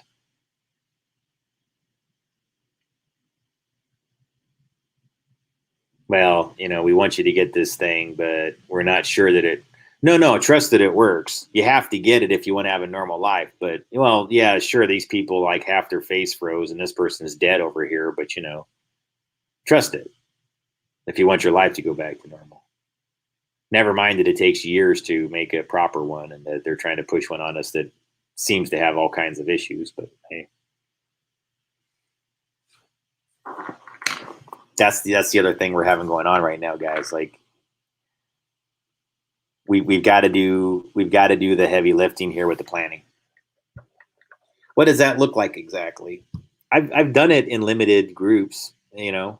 I think part of it is really just understanding. Really, when you have conversations with a person of varying different perspectives, I mean, common enough to where you can sit down and have a conversation, different enough to where you're literally comparing things and merging things and saying, okay, yeah, I see your perspective on that, and here's where I come from perspective wise. It's really weird how you just start to humanize another person just through that conversation, and then your architecture, the things that you seek to manifest, are just in greater harmony with the person that's nearest to you. And so that's why I make this appeal to say, like, really what we're having happen right now, I think, is some of us are being formed into groups of tribes, and that those tribes are there to effectively have a greater understanding of it. And I know the one that seems to be forming around me, it's bizarre the way everybody's skill sets matches. And I didn't even plan it. And again, none of these people right now are on any official level saying, sure, I'll go do that. I'm just telling you, like, I look back on this group of people that I've encountered, and I'm like going, okay, here's one that had this experience. Wow, this is really trippy. How did all these people have such a broad range of experience with all these different things? And I just, like, they almost like were magnetically brought in to have conversations with me at some point in time, you know? So I don't know. I think it's because literally that's kind of how it's working, even within, you know, whether it's artificially designed or it's natural, it doesn't really matter. It's still vibrating into resonance. And that's a natural process, even if somebody's making it happen. Is a building not real because somebody said, yeah, I'm deciding to build that? Do we kind of go like, oh, yeah, you made that happen. That's not a real building. Don't do that. Of course we don't. Some like other things though, like we apply that logic to. I don't know. It makes sense sometimes, right? But you know, other times not so much. All right. All right. Pyramids, wellness. All right.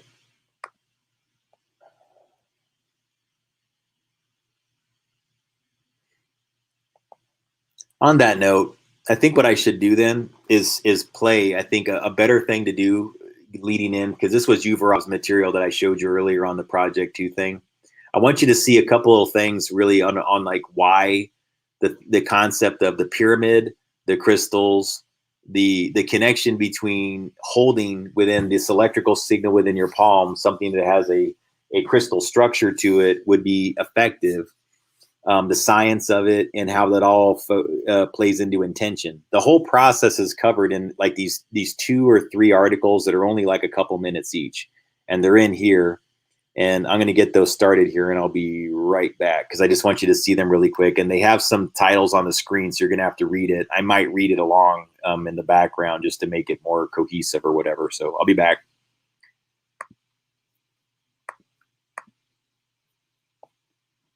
I'll be back. I swear.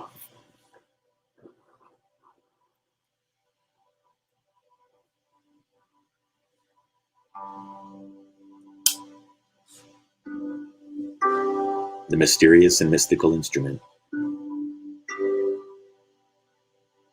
Not a single pharaoh would go without it.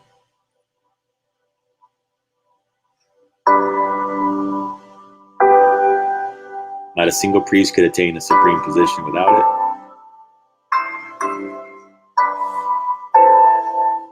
Why was it so attractive?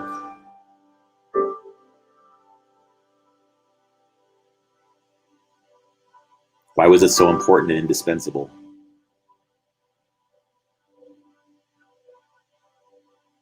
Why did it give? What did it give to the priests and pharaohs? Why was it immortalized in sculptures and as a visual aid for hieratic schools?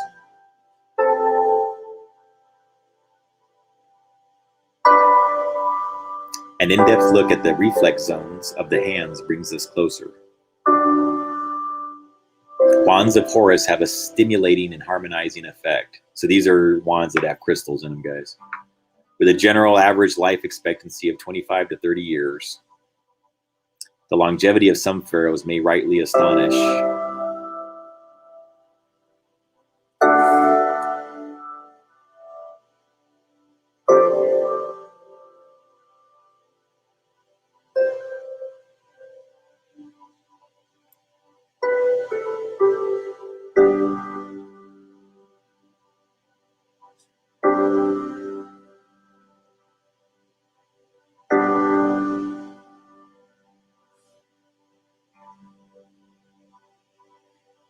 I mean, he was ruled 94 years in an era where people lived like to 30. That was like being immortal.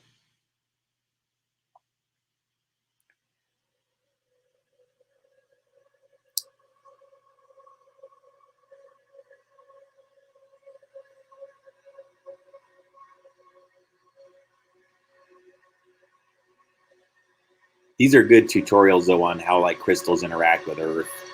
Sorry that it's a commercial, guys. Although I don't necessarily discourage people from buying them. I'm not in the market myself, but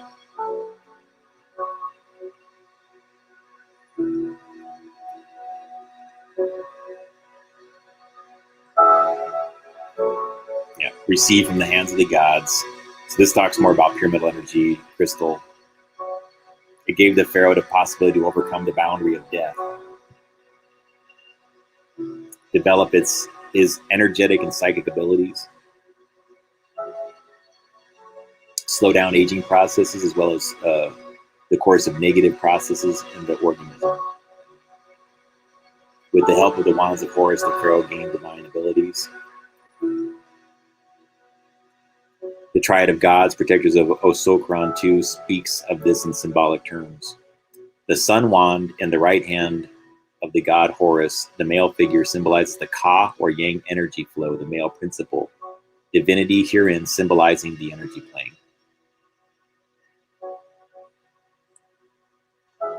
The moon wand in the left hand of the goddess Isis, symbolizing the feminine principle, the flow of Ba Yin energy. In their midst, Osiris, to whom the hands of these gods are turned, gifting him with energy and divine abilities. Wands of Horus unlock the path to spiritual revelation, assisting in overcoming the barrier, disregard of which many spiritual teacher of different eras paid for dearly with their lives. They were the key and essential prerequisite for the pharaoh in his preparation for communication with the gods. What does that really mean, guys? I mean, a high energy level, activation of the chakras, and balancing the nervous and emotional state unlocks the path to one's inner extraordinary abilities. Thoughts become things. The calmer you are, the more your pathway is opened up. You add crystals into that. One more article here, guys. Choice of the optimal time for effective work.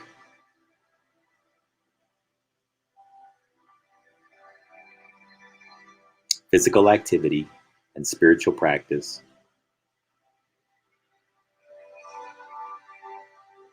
needs to be synchronized.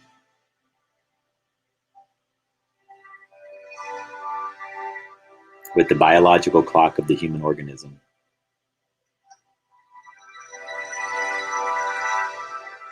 With the daily rhythms of the earth and cosmos. Then everything in life and in spiritual practice receives a new content. The universe reveals itself and speaks to those who are in resonance with it, on the same wavelength with it. The knowledge of the essential rhythms is hidden here.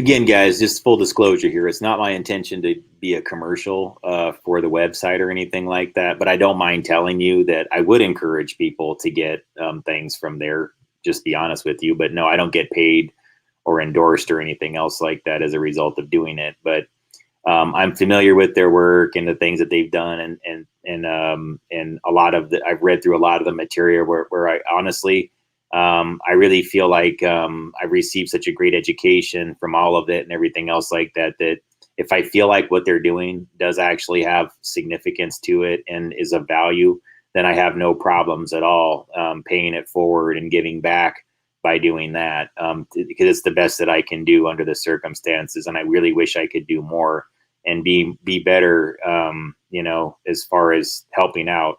It's just the most that I can do right now. I'm saying that because I have a great deal of appreciation for the education that I received from that group of researchers and some of the support and everything like that involved around it. And it's such a gift to be able to get knowledge like that that's so uncluttered with malevolent intent. I mean, usually the things that are involving pyramids and things like that are very, I don't know, there's too many groups out there that really don't want you to figure out the higher level things like you just got in those few clips. I mean, that was just barely several minutes of material, and even though it was kind of like an ad, they gave you everything there. They explained to you why it's important, because they're using reflexology as the principle. Why does the type of crystal that you bring in contact with your hands have a connection? What was a spiritual path? What was a scientific pathway through which this brought these pharaohs all of this energy and this power? Why did they have quote communication with the gods? Can we agree that there was something going on out there with the Egyptian pyramids? It's of significance, right? Everybody kind of agrees on that. They had something kind of magical going on out there. So what was it exactly? Well, yeah, you start to discover that it is this greater level understanding of the biofield. It's about the way that we interact with earth resonance relative to what is that? Okay. I would argue earth resonance is so significant between the human brain and the earth because of crystal.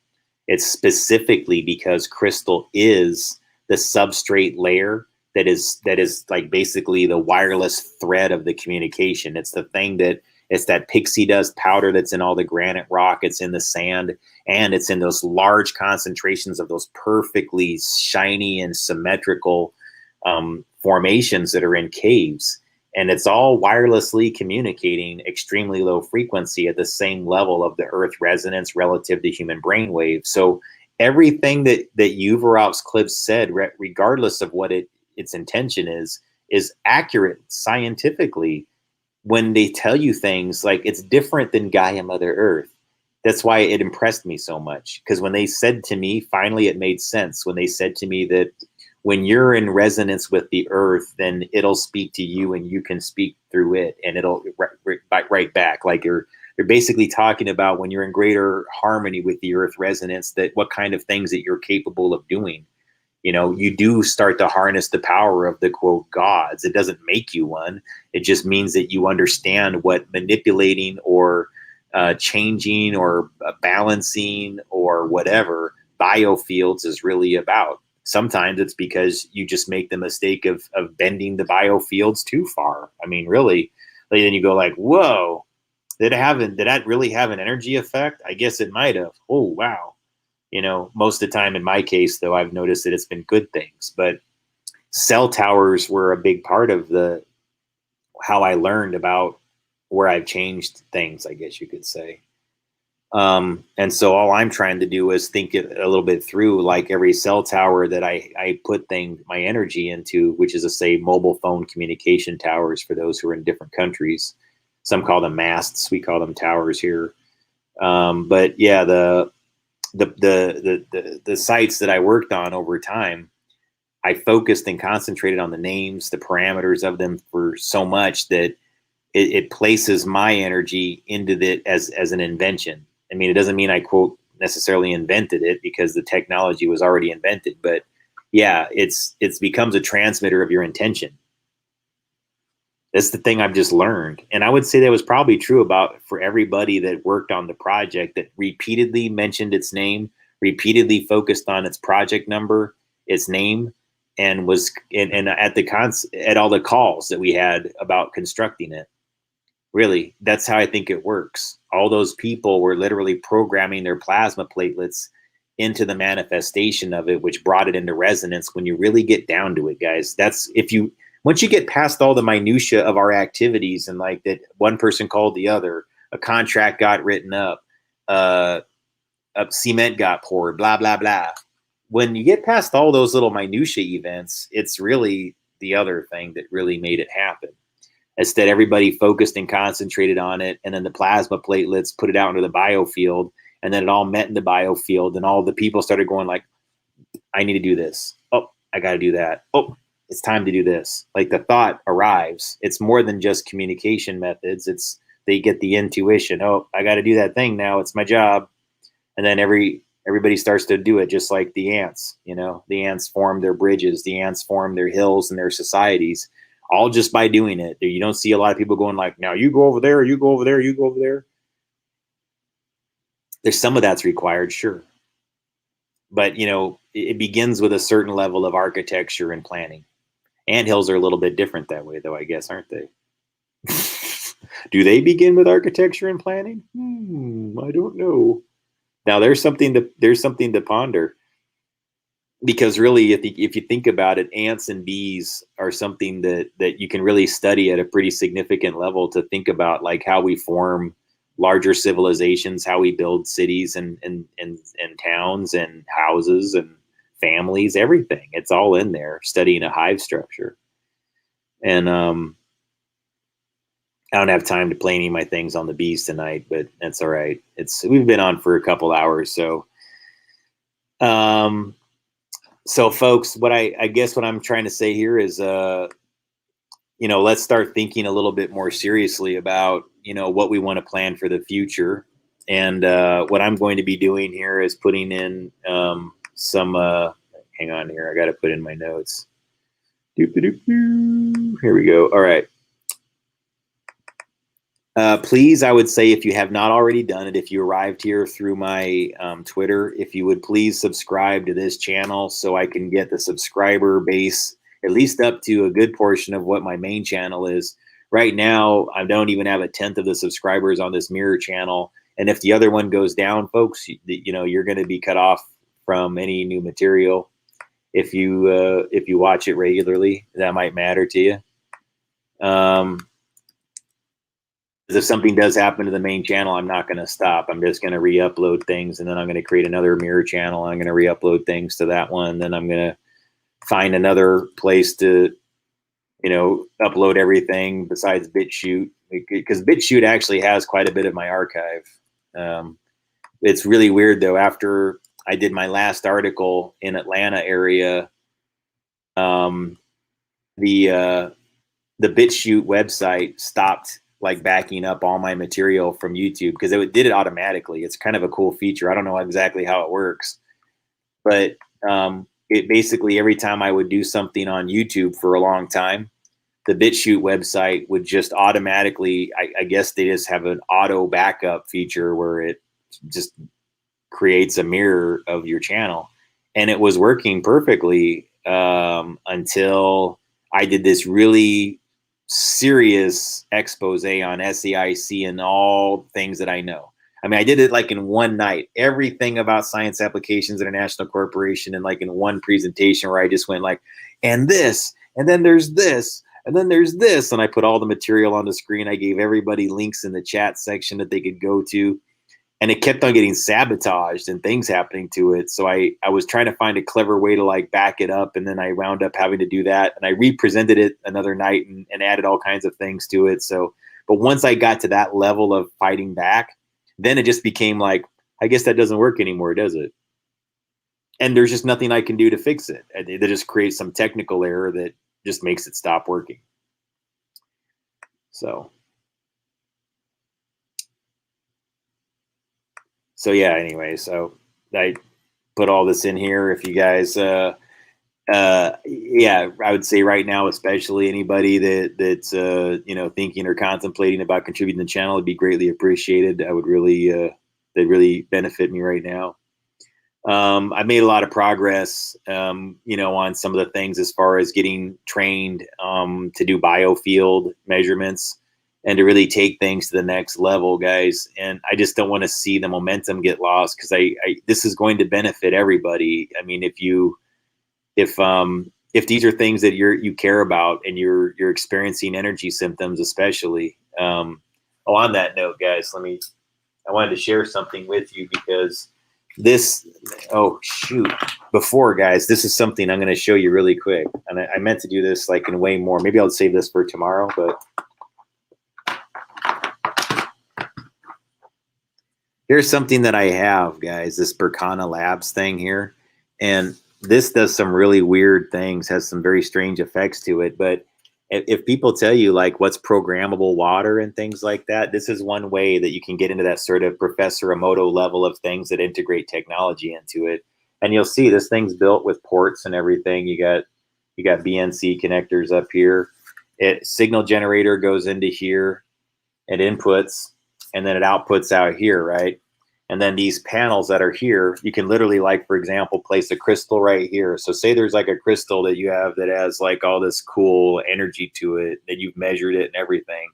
And you want to transfer the energy of that crystal to a glass of water or a sample of water, for example, or to something else. This is a device that literally is in that sort of experimental range of transferring data and information relative to physical structure using something that's more of in a metaphysical type thing. And again, you can believe it or not believe it. And there was a time where I would have kind of made fun of something like this. But then you also have to understand, I used to be an engineer that used to mess with knobs and things and potentiators. And then I actually looked inside and I'm like, well, there's actually something in there. It's not just there's an antenna in there and it has a unique pattern to it.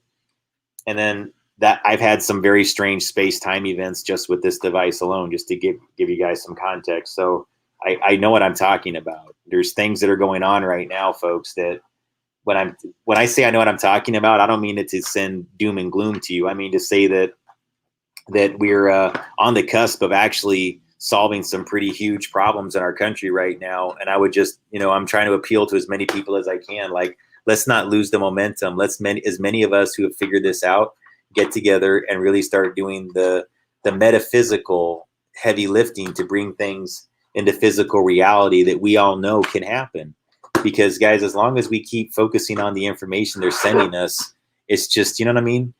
There's really no value in it any longer. Those of us who've learned the secret, there's just no value in doing that.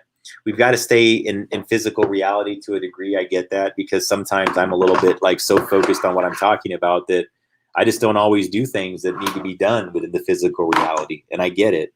But it's because of where I'm ascending to, folks, especially now more than ever.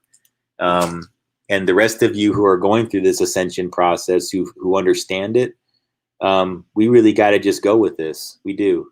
And we're going to figure out so many things for other people, and they'll figure it out. They will. People are really getting smarter. They're figuring things out very, very fast right now, I'm noticing. They're really not as stuck as people think they are, guys. I promise you. It seems really bad right now in some cases, but it's almost like every time they attempt another wave, people are picking up intuitively on the patterns and kind of going like, why do I feel like you guys just like, you tried it like not that long ago, and I really feel like you're just doing it all over again the same way? Well, it's because they are, guys. And so don't let them win your perceptions or mine or each other's. Like, let's lift each other up right now, as many of us as can. And I'll do better myself, folks. I will. I'm going to try to do better. Let's not take advantage of each other's help either, though. And I'm going to be as good as I can about that. I don't want anybody to feel taken advantage of, and I don't want to feel taken advantage of.